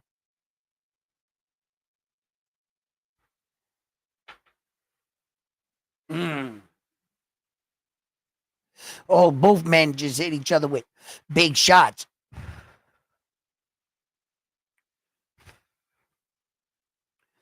And Wait. Oh, nice. Good exchange. Xander Zion sitting down on his punches more. He was fighting off the back foot. Now he's coming a little forward, really sitting down, going forward on his punches here. He's got Spooner in a lot of trouble right now. And he's got him backed up into the corner. He gets out. He throws a big shot. Xander Zion rolls with it, dips to the side. Xander's face looks pretty clean. Oh, body shot. Oh, he hurt him bad. He hurt him bad. Don't get sloppy, baby. Dig downstairs to the body.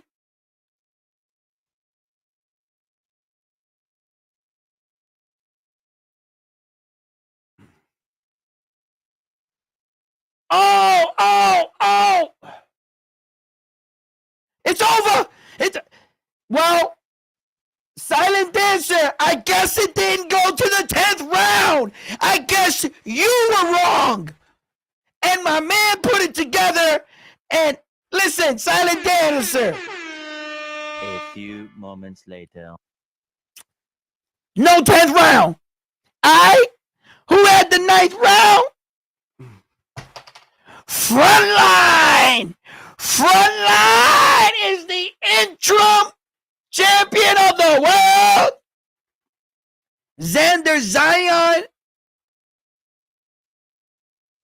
Good performance for the young man. Pitched a shutout. In my eyes, he won every single round. I don't see where he lost a round. And amazing performance for the young man. He showed he has a beard. He showed he has skills. And he also showed that there's levels to this. And he is growing with the sport. With every ring appearance, he is showing that he is adding new wrinkles to his fight plan. And young Xander Zion is really coming of age in boxing. This was for a title eliminator. I think he's going to get his opportunity. It may be against Sebastian Fundora. Time will tell. But great performance for the young man. I don't think he was ever in trouble in this fight. He had complete control. He showed complete dominance in the fight.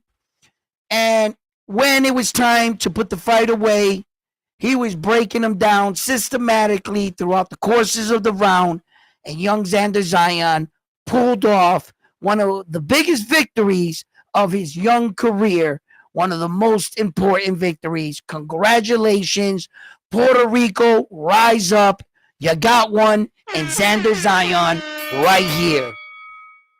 He looks committed. He looks like this is what he wants to do with his life. And Xander Zion, skies are the limit.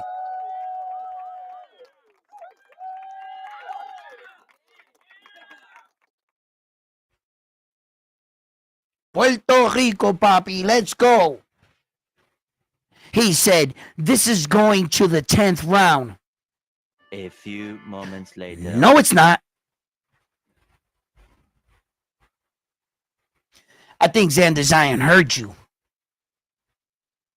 He said, what? Did Silent Dancer say I'm going to the 10th round? What? No, Silent Dancer, we will not be going to the 10th round.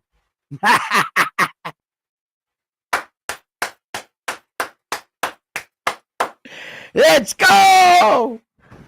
Let's go, baby. Let's go. Let's get it. We will not be going. I made a phone call. Oye, yeah, Silent Dancer dijo que van para el Yelham. ¿Ah? Dile a Silent Dancer que no sabe lo que está hablando. Está bien. Silent Dancer, this ain't going to the 10th round. Yo, let's get it.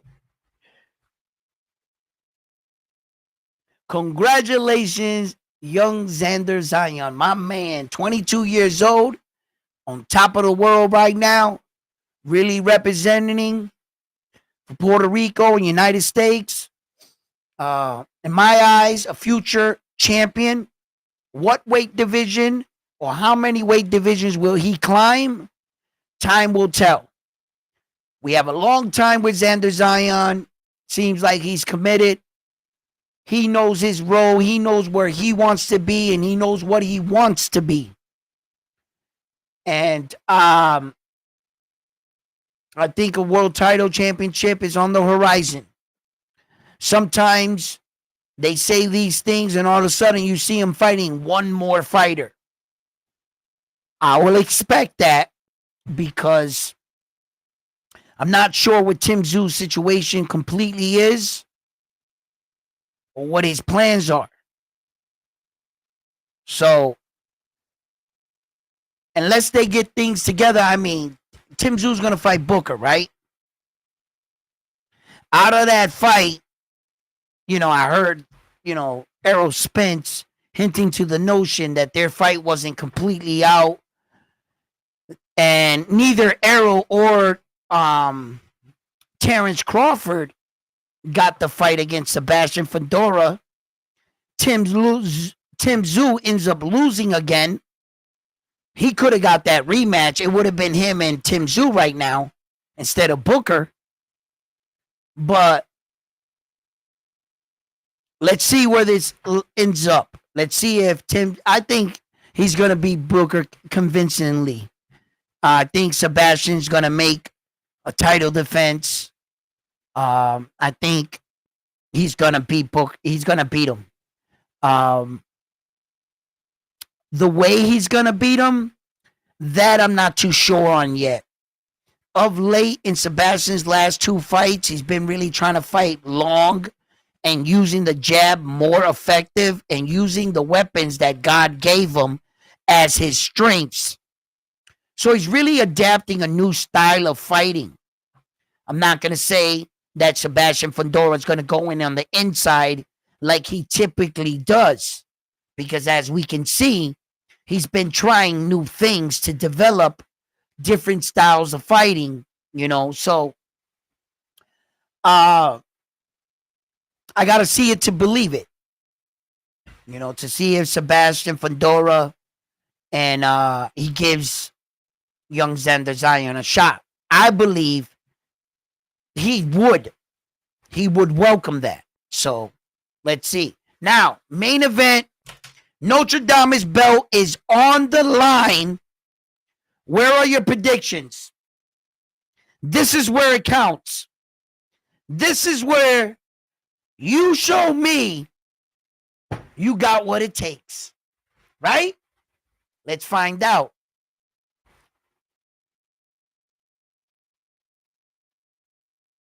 That Dennis Berinchyk pressure.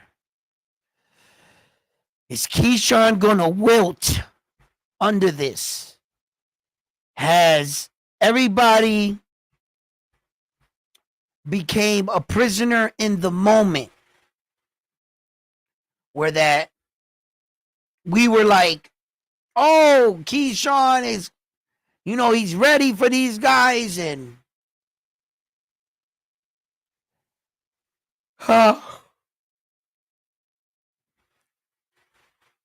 the one thing concerning with me is Dennis Berincyk's activity. He fights once a year. For the past 3 years, if you go check his resume, he fought one time a year. Now, though Keyshawn David has been the more active of the two fighters, I think Berinchyk still fought the better quality of opponents. And anyone that can go 12 rounds with that wild man, Navarrete, right? He hits hard. So, I understand he was coming up, but I thought he would even be stronger. Instead, Dennis Berinchyk showed that, and the one thing I do give Keyshawn's team is Bomac. Bomac has championship training experience. Bomac has been to the big show. He's been in big situations. And Bomac knows what he's looking for. Now, that's the one thing in Keyshawn's young corner that if he could stay focused and do exactly what Bomac has trained him to do, because I'm telling you right now, I think that Bomac has really studied Berinchyk's style. And as far as Keyshawn Davis saying that he pushed him and ran, as you saw there with his own eyes, Dennis Berinchyk didn't run anywhere. He was pushed back. Dennis didn't go backwards. He pushed him and stood there. The dudes, the security, they pushed him back. Keyshawn going on saying, Berinchyk ran for me when he pushed me. No, he didn't. Where did he run? I just saw it again. And I was going to address that. So, look at they showing the basket. Here's a snack for all those, what? Night jumps or hype jumps. Stay, what? Energy.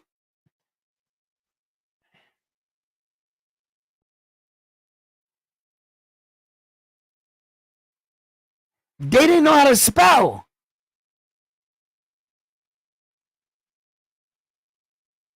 Who the fuck wrote that letter?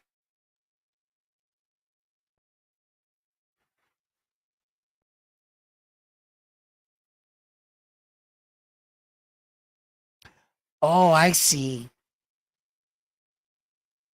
I don't know if the guy writing the letter was as smart as to think, I'm going to write it and make it sound like a Ukrainian dude talking. Like the businessman. Because they spelt that shit all wrong. And like, so they kind of made it right like they didn't know how to like write English. Or a real dumb motherfucker wrote that letter.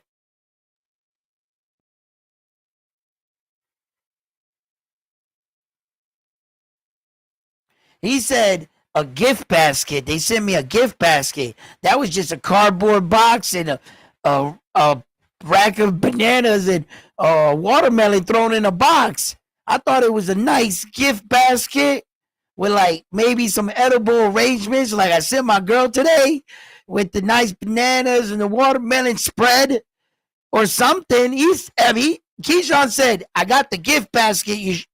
It wasn't no gift basket. That was a cardboard box with just some fruit just thrown in there. Ain't no gift basket. That was just something else. And the games they play to get in the fighters' heads. The games people play.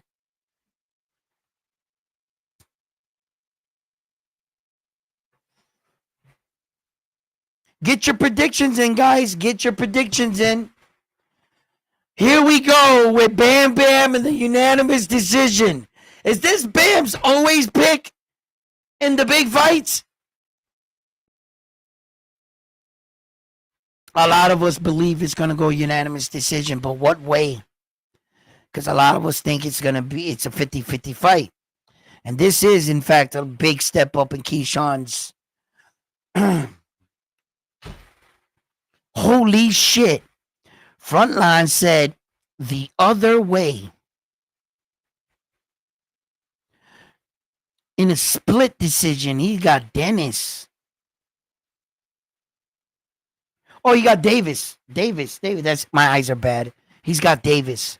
I thought he went the other way. No, he got Davis in a split decision. He's gonna steal the decision from Bam Bam.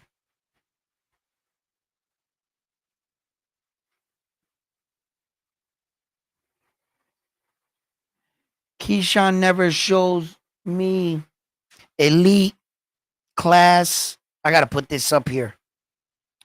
Keyshawn never shows me elite class, but Dennis ain't that good either. I expect Key to win by a unanimous decision, but in a little lackluster showing.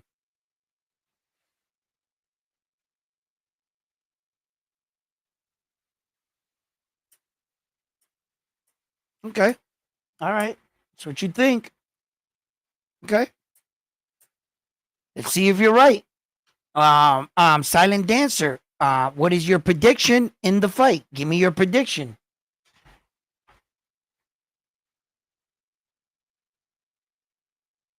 Keyshawn by knockout in the 10th round by Lionheart. We got Lionheart.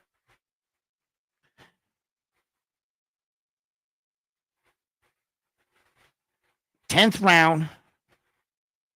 And he's got Davis.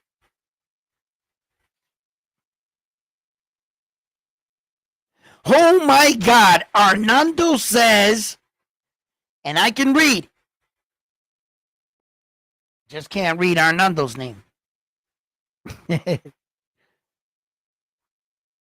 shit still fucks me up. He's got Berinchyk.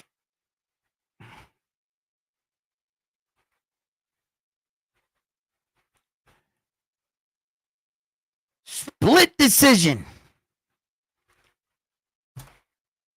Carlos says knockout TKO, 7th round. Who? Carlos got the knockout. He got the TKO. He got the 7th round. He just didn't tell me who. I think he's going with the referee. I'm going to put him down for the referee. Carlos, referee. 7th round. He must be talking about the referee. Because Keyshawn Davis knocked out the last fight, the fighter and the referee. He got a 2-for-1 there. He dropped the fighter and the referee, so.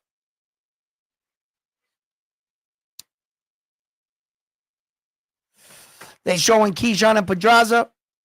He beat the brakes. Pedraza was not that fighter no more, man.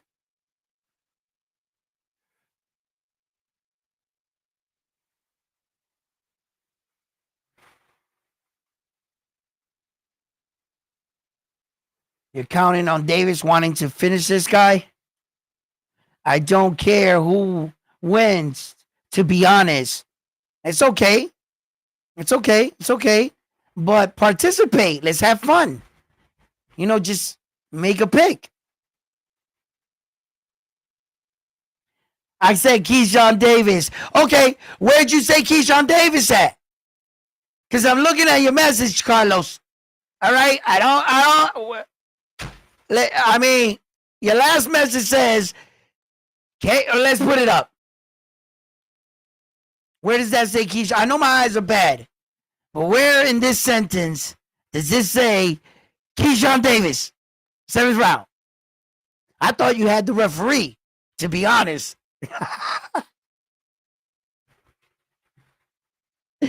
I said, he must be picking the ref. You know what I mean? It's a no-brainer.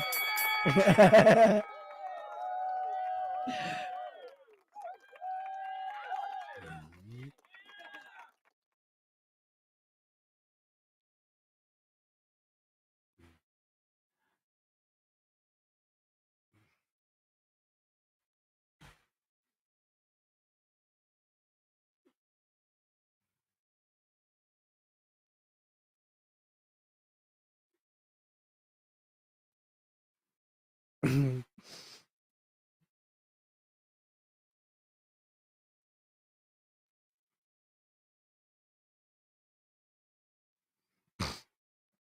right. Silent secret dancer. Bust a move. Give me a round. Who's going to win? The where and the why.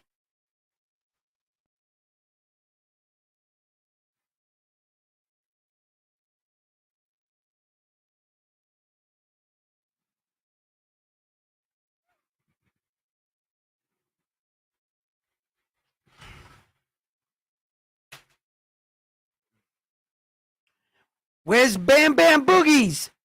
First person on the board. Yeah, unanimous. Yeah. I don't even know why I even try. This is just unanimous decision after unanimous.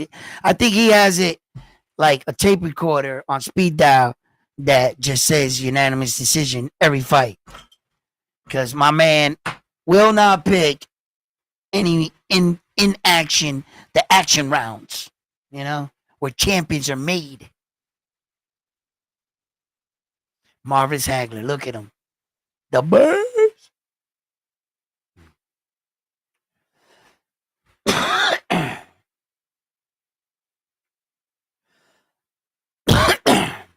He's accurate with his shots, man.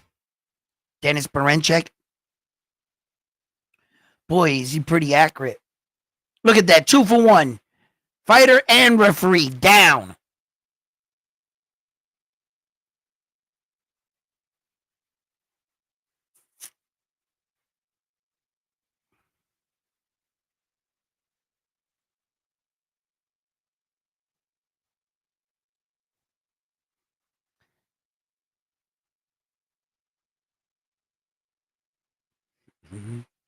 Yo, what you mean you ain't been wrong yet, Bam? Bam won the belt one time, and all of a sudden he's never been wrong. Look at Terrence and the missus out at a fight.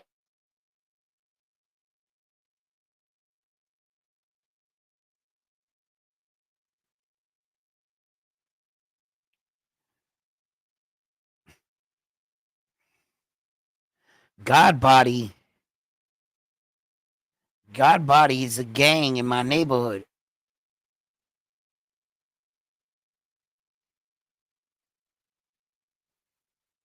That's the name of their gang, God Bodies.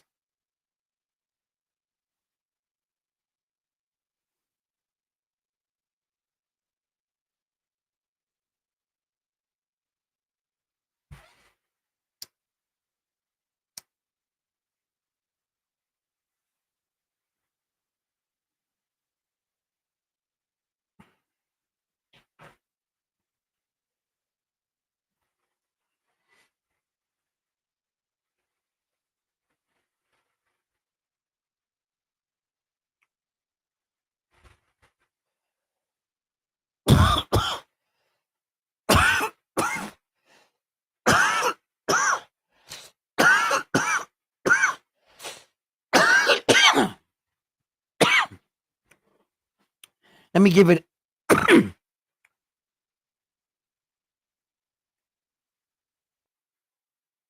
Too much waiting. Silent Dancer. Come on, Tony Danza. Little Silent Dancer. My girl used to think it said Tony Danza.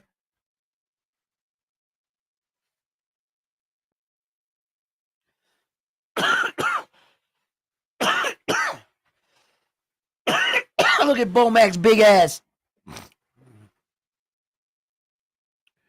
Dang, you would think he would take his own advice and train a little, but I guess not.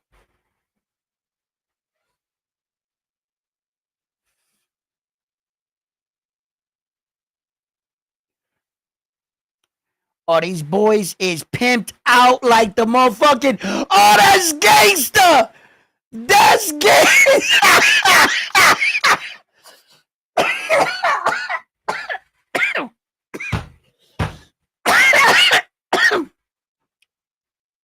Yo, they suited up like them boys in the movie with Matthew McConaughey. What's it called? The movie where they had all the weed, and them boys came down there and made a video, whooped their ass, and took all the weed. And the dude was a boxing coach. They would call him like coach, and they all dressed in the same like color, like them suits they got on that they carrying the belt with. And he's acting like the coach. Look. Oh, that's hot. That's fire. I gotta give him for the outfits. I gotta give it to him. The ring entrance. That's crazy.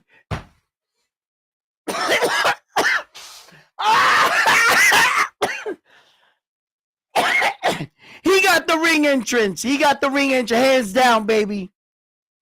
If you know, you know. What the fuck is the movie, bro? He says when a lion wants to eat, He got to eat. I forget how exactly he said. It was a good movie. It was about some dude was trying to like blackmail him, and he was feeding him like a movie thing, and he was playing like both sides. That's hot. That's fire. Oh man, that's fire. What was the fucking movie's name? Somebody help me out here. Type them. Y'all know the movie, man? That's fire. Oh, good. Hey. Costume, what, walk. He got it over Keyshawn.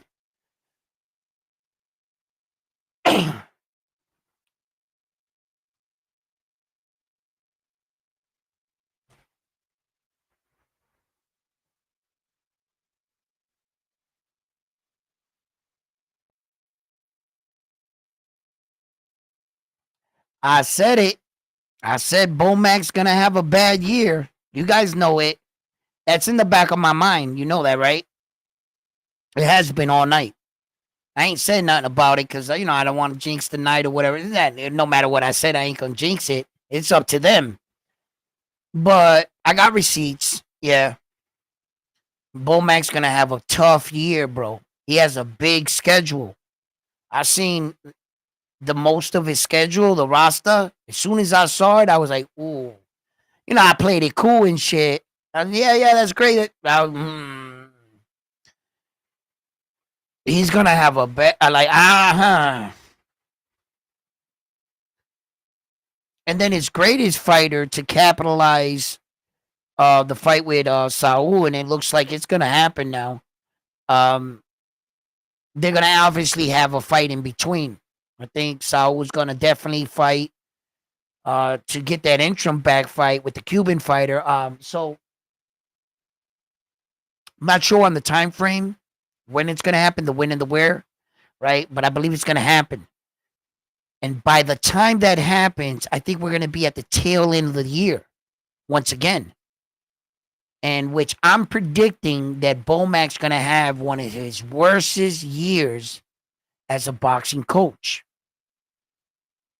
One of the victories he might sneak by is this Keyshawn Davis. This is one of the fights I haven't ruled out. You do know that, right? So the other fights are massive. There's like two, three of them that he has potential winning. But the majority of his fighters are going to lose this year.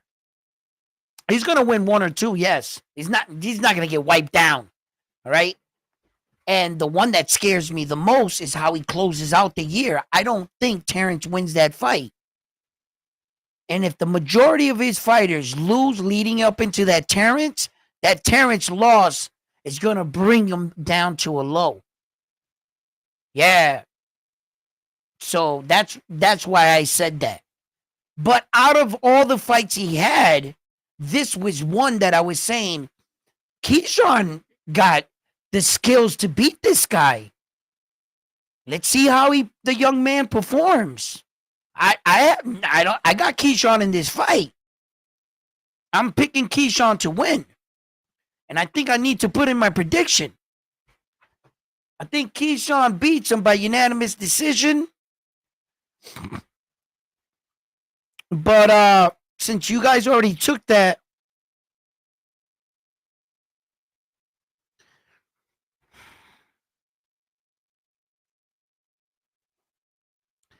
I got Keyshawn stopping him in the 9th round. I'm going to take Davis, 9th round.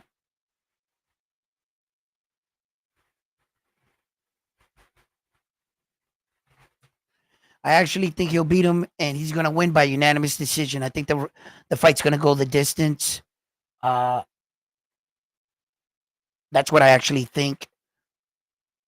Let's find out. It could be an early night. It could be a long night at the office. Let's see where Keyshawn mind is. He's going into his biggest test, his first world title opportunity. We have arrived. Round 1 has started. Both men take the center of the ring.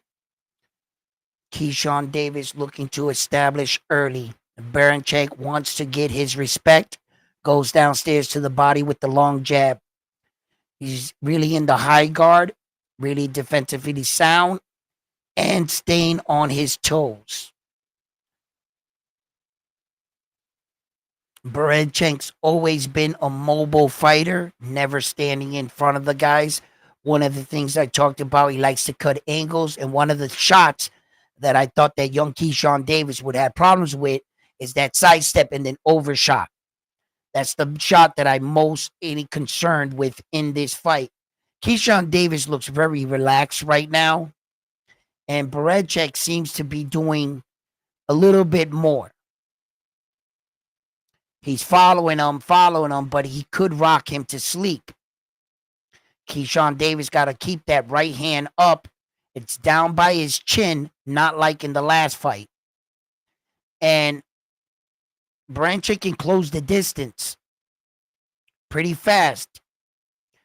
Keyshawn Davis got to stay alert. He's got to stay alert. He's fighting a shorter guy, and he can't think that he can just raise his hand at the last second. He's got to get that right hand. I want it up a little bit just a little bit higher. He's got it right here, like this. Just pick it up, young man, so that the movement is not that far.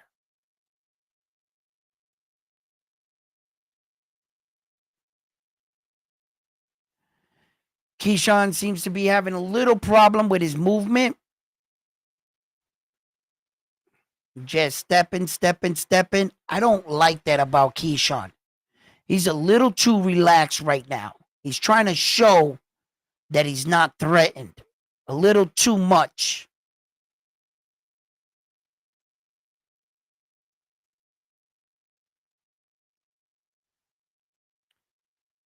It's like he's pretending to be a mature fighter, like, and just trying to control that wild man inside of you.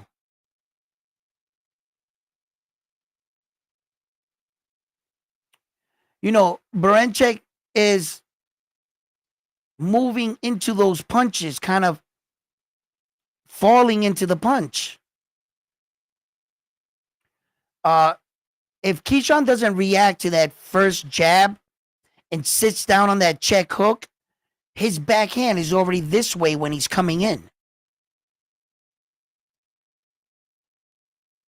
You would think that Berinchyk was wild, right? And some of these guys would be easier to get to, right?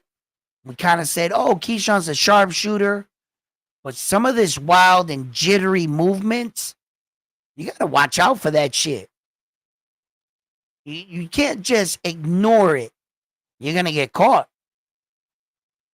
So I think Keyshawn is going to let a few rounds go by to let him wear down a little bit, where that he's not so fresh.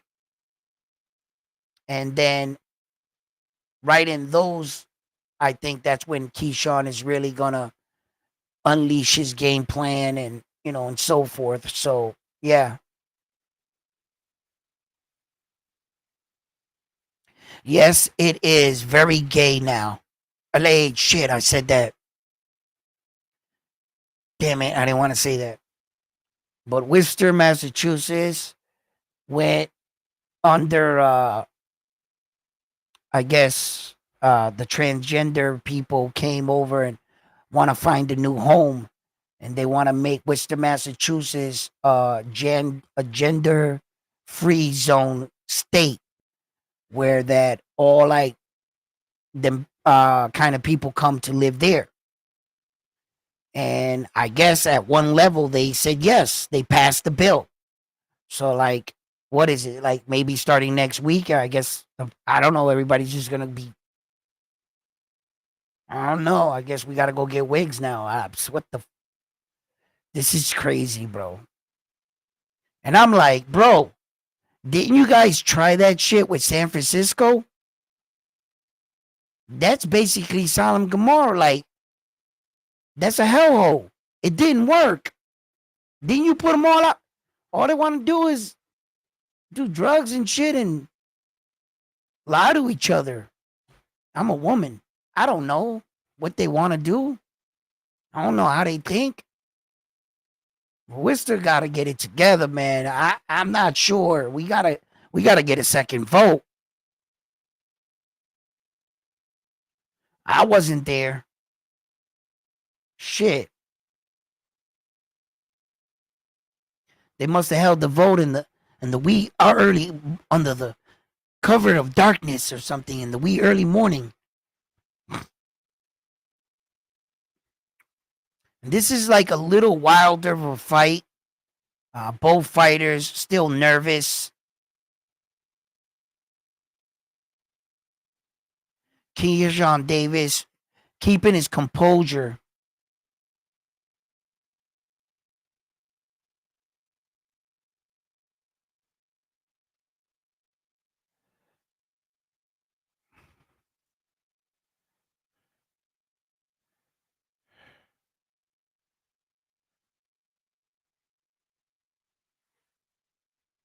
Good body shot. Keyshawn's trying to roll with it. The problem with that rolling shit is once you lean back on that back foot, that's your ass, Mr. Postman. You time it right.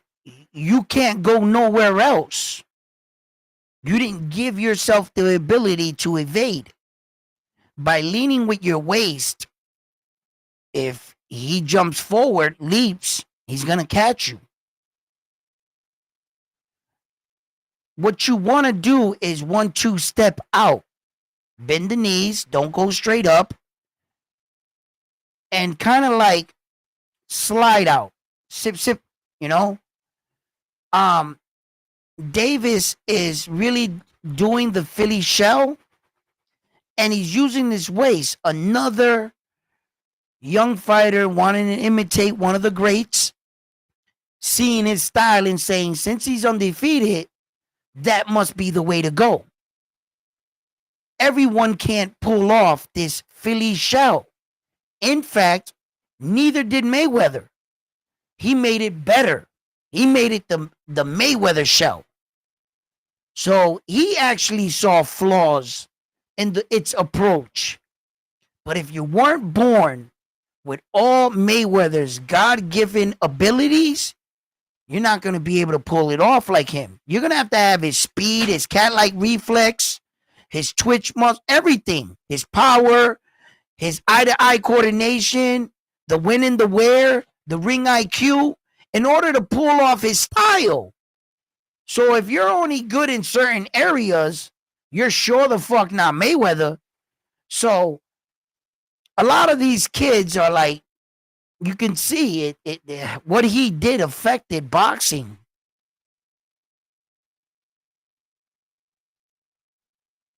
That was a good, nice inside shot by Keyshawn Davis. But what I was gonna say was, I'm thinking a little fast here.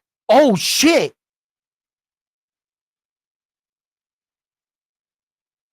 Oh shit! Oh shit! He dropped him. Was that a body shot? Come on, Keyshawn, don't get wild. Chill, chill, chill. Calm down, calm down. Referee had to tell him to calm down, brother. Sit down on your punches, baby. This is your moment. Don't fuck it up.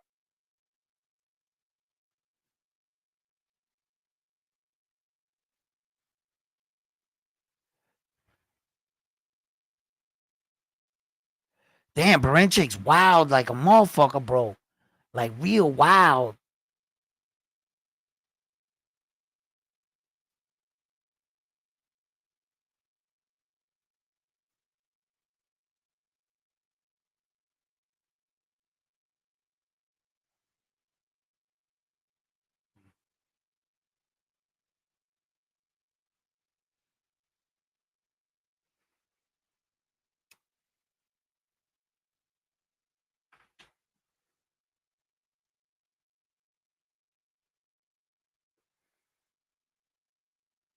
Damn, Berinchyk is fighting real like he's not really. He's pushing his punches, and his jab is almost non-existent.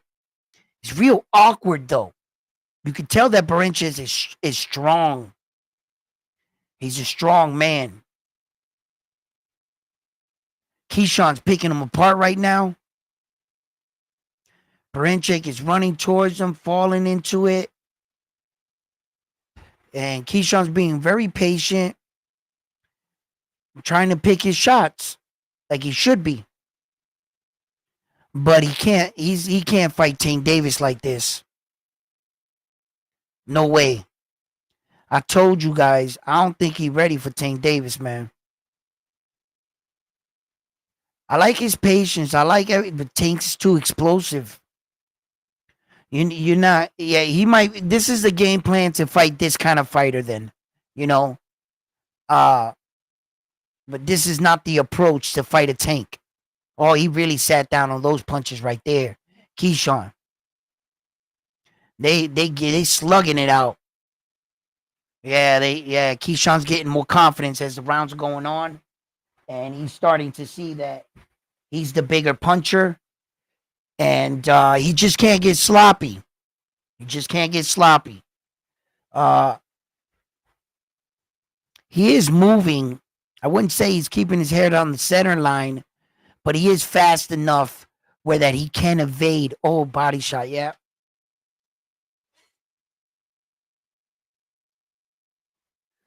A little tie up with the feet, but that wasn't like the monster knockdown. See, the David the Monster Benavidez knockdown was a clear thing where his foot, this one, his foot where he was going around it, or he looked like his nose is broken.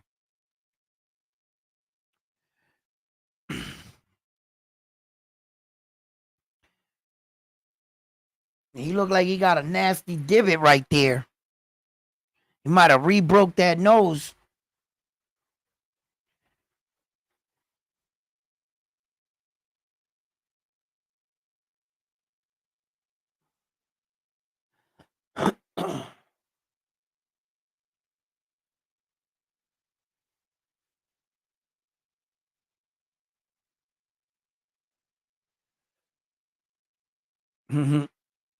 And that serious snack plan.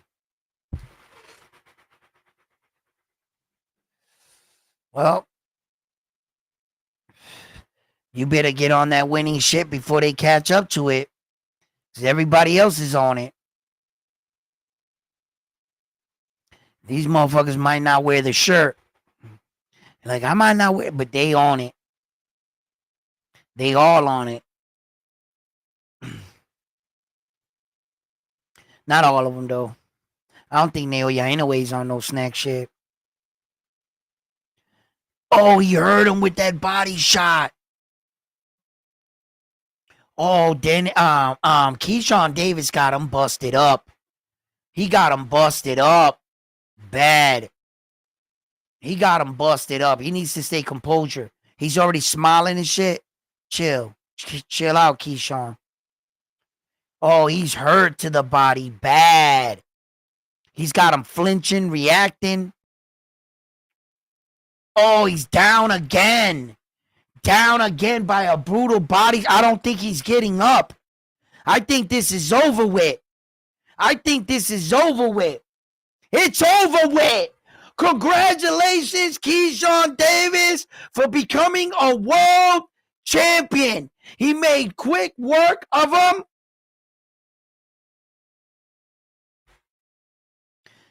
And nobody wins the Nastradamus. Was this the fourth round? I meant the Keyshawn Davis one was going to be in the fourth. I must have read the signs wrong, right? What round was this? Oh, there's the both brothers right there. He's a world champion. He is a world champion. Bunch of unanimous decisions, split decisions, 10th round. You know, Carlos is the only one that said 7th round. He saw it early. Keyshawn Davis. He was hurting Berinchyk with every punch You know, he was hurting Berinchyk, man, bad. Uh, Keyshawn Davis, you need to go over there and give that man a hug and handshake. That man gave you a shot at a world championship, brother. That man gave you a shot at a world championship. So,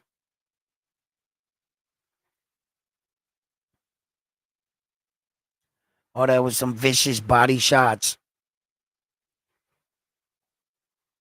Damn, he had Berinchyk busted up, bro.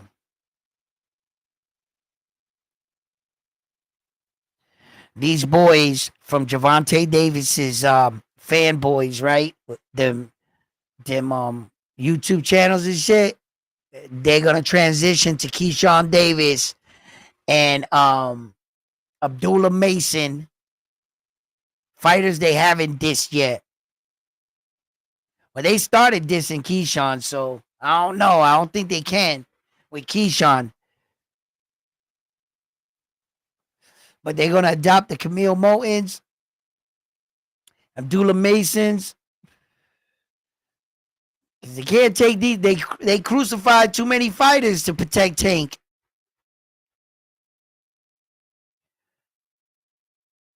You guys saw him on my channel today in Bubble Wrap. That man talking about going to school.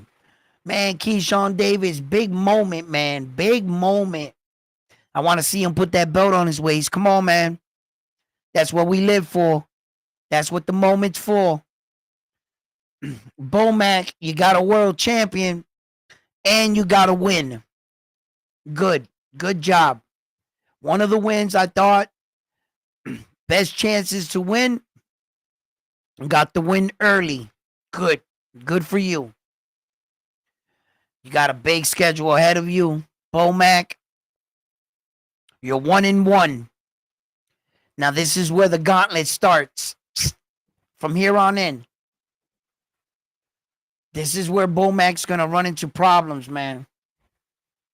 He's got a lot of tough fights. I'm going to break it down for you guys. I'm going to get a list of it. We'll talk about it.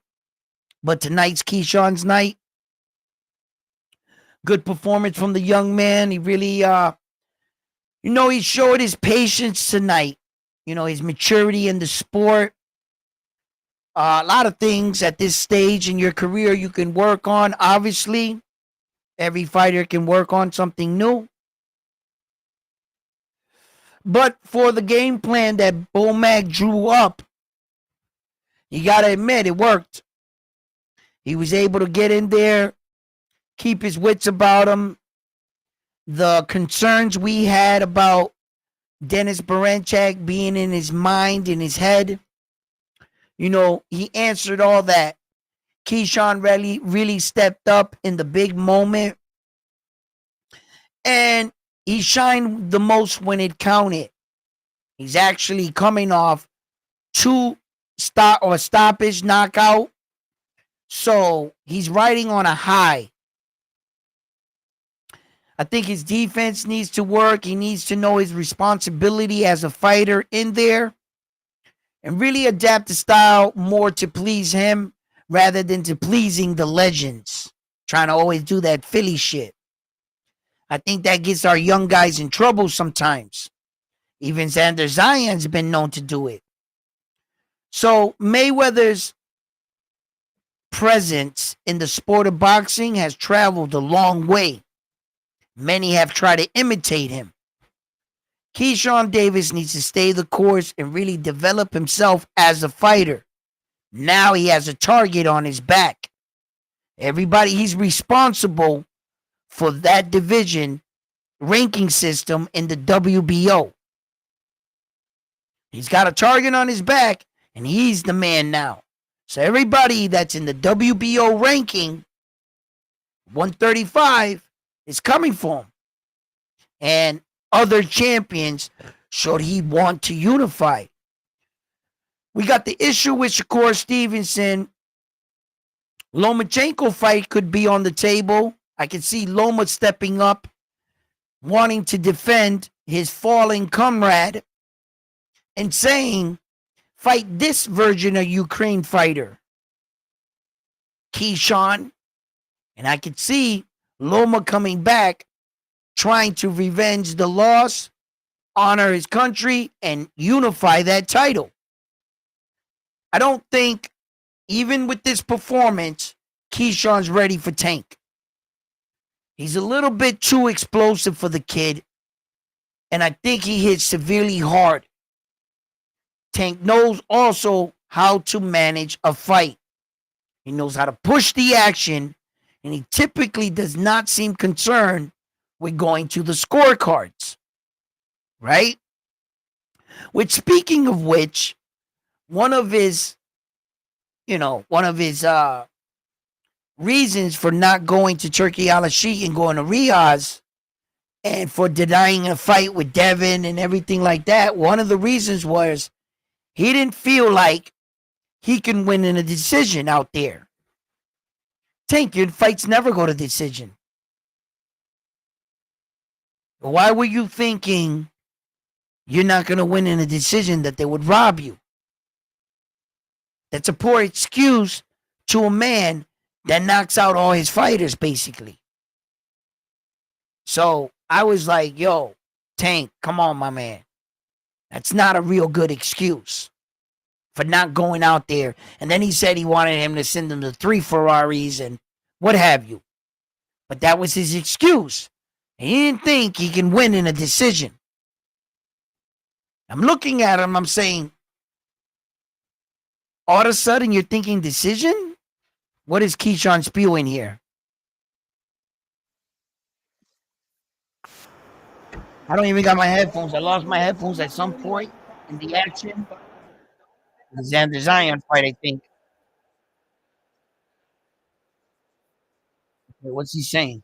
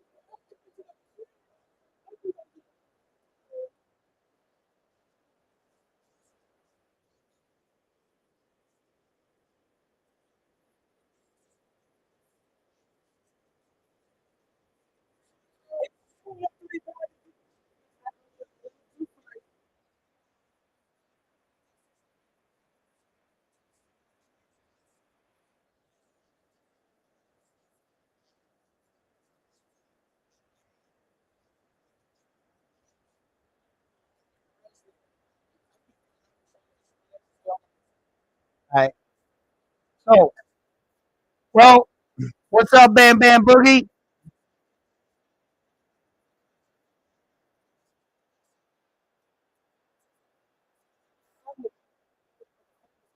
Let's Kid Austin beat Shakur. They basically hostage. uh, well, I know in the moment, a lot of these fighters are all hyped up. There's a lot of, uh, testosterone running, you know what I mean? And your adrenaline is really pumping. And you're going to say a lot of things. But when your adrenaline comes down and this high comes down, you're going to realize the responsibility to trying to create a legacy. It's going to become apparent that, yes, you won the title, but amongst champions, you're going to want to defend that title. Fighters like Brian Norman Jr. soon realized that. It was quick talk about a quick unification. Damn, I want to establish some shit as a champion, maybe even defending the world championship.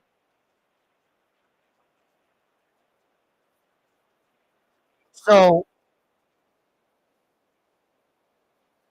I think that Keyshawn Davis's next fight will probably be a relatively unknown fighter.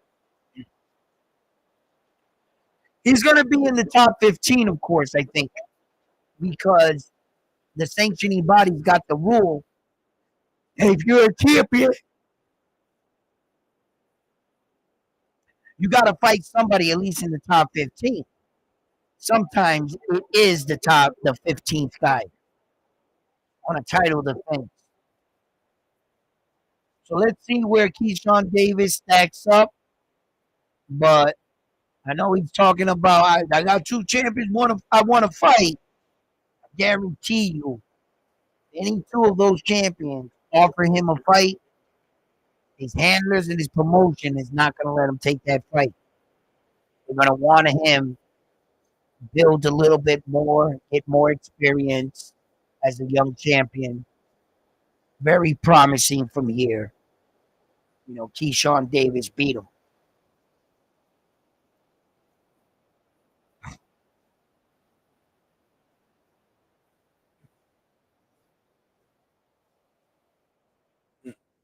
He beat him, though.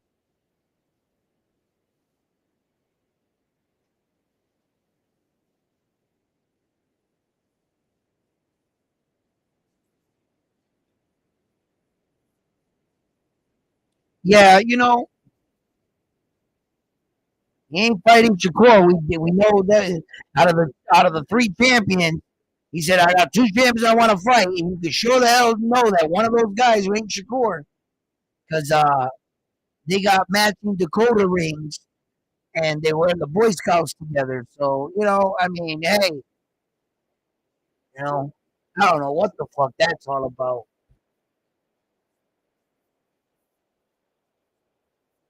He did it. He did it. He became a world champion, guys. He did it.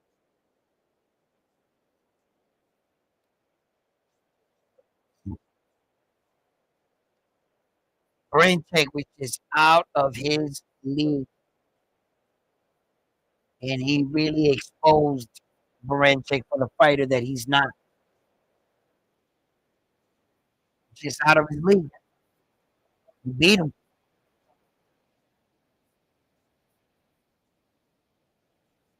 Oh, that body shot was brutal.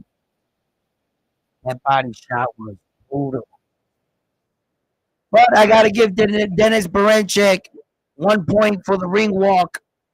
I thought those costumes and his design was fucking the shit.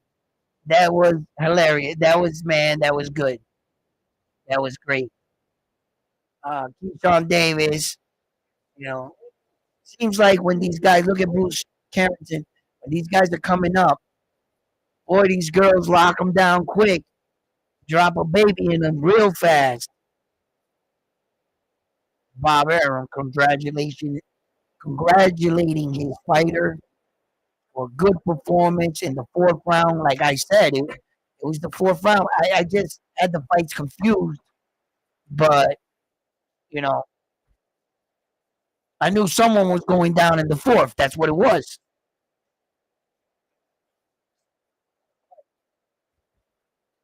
Great performance for the young man. Congratulations, Keyshawn, man.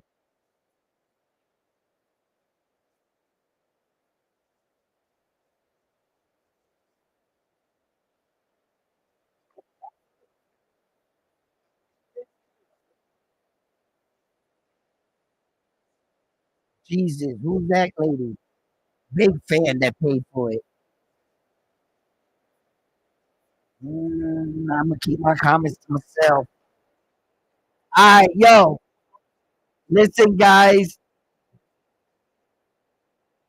Great night of boxing. What's up, Carlos? How you doing, frontline?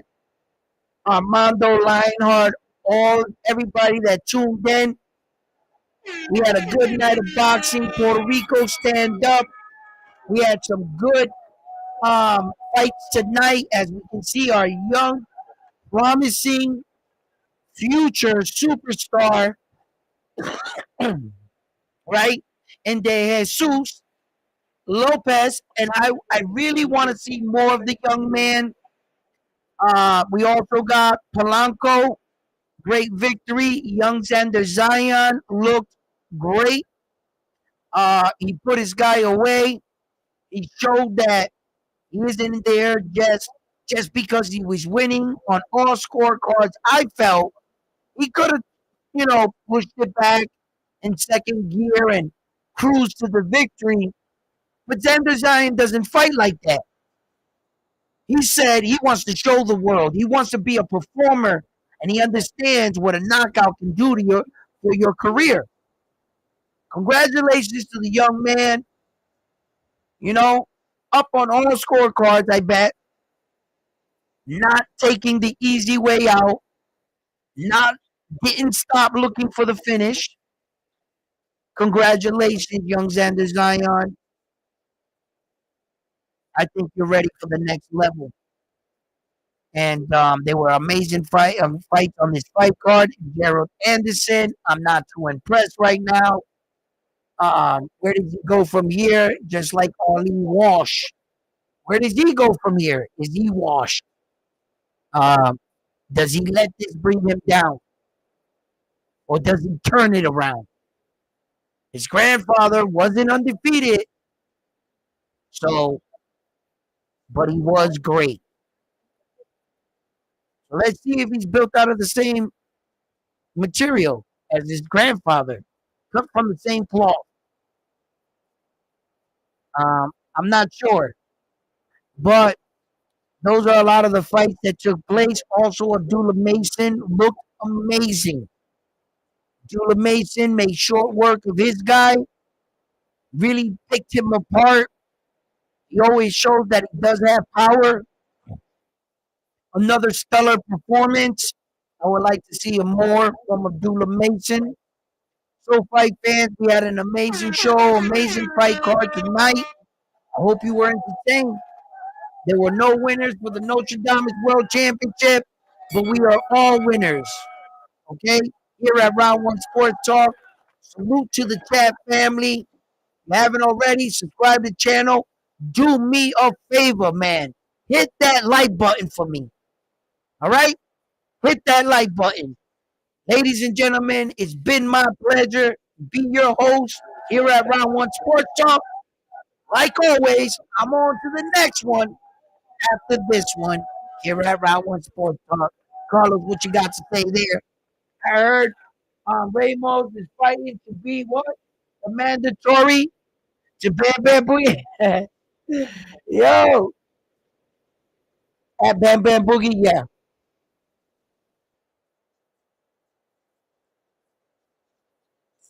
All right. So I think that's my next door neighbor.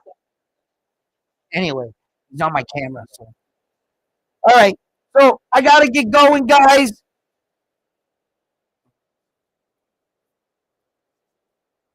Yeah, for the promotion. Yeah. Yeah, we'll talk about all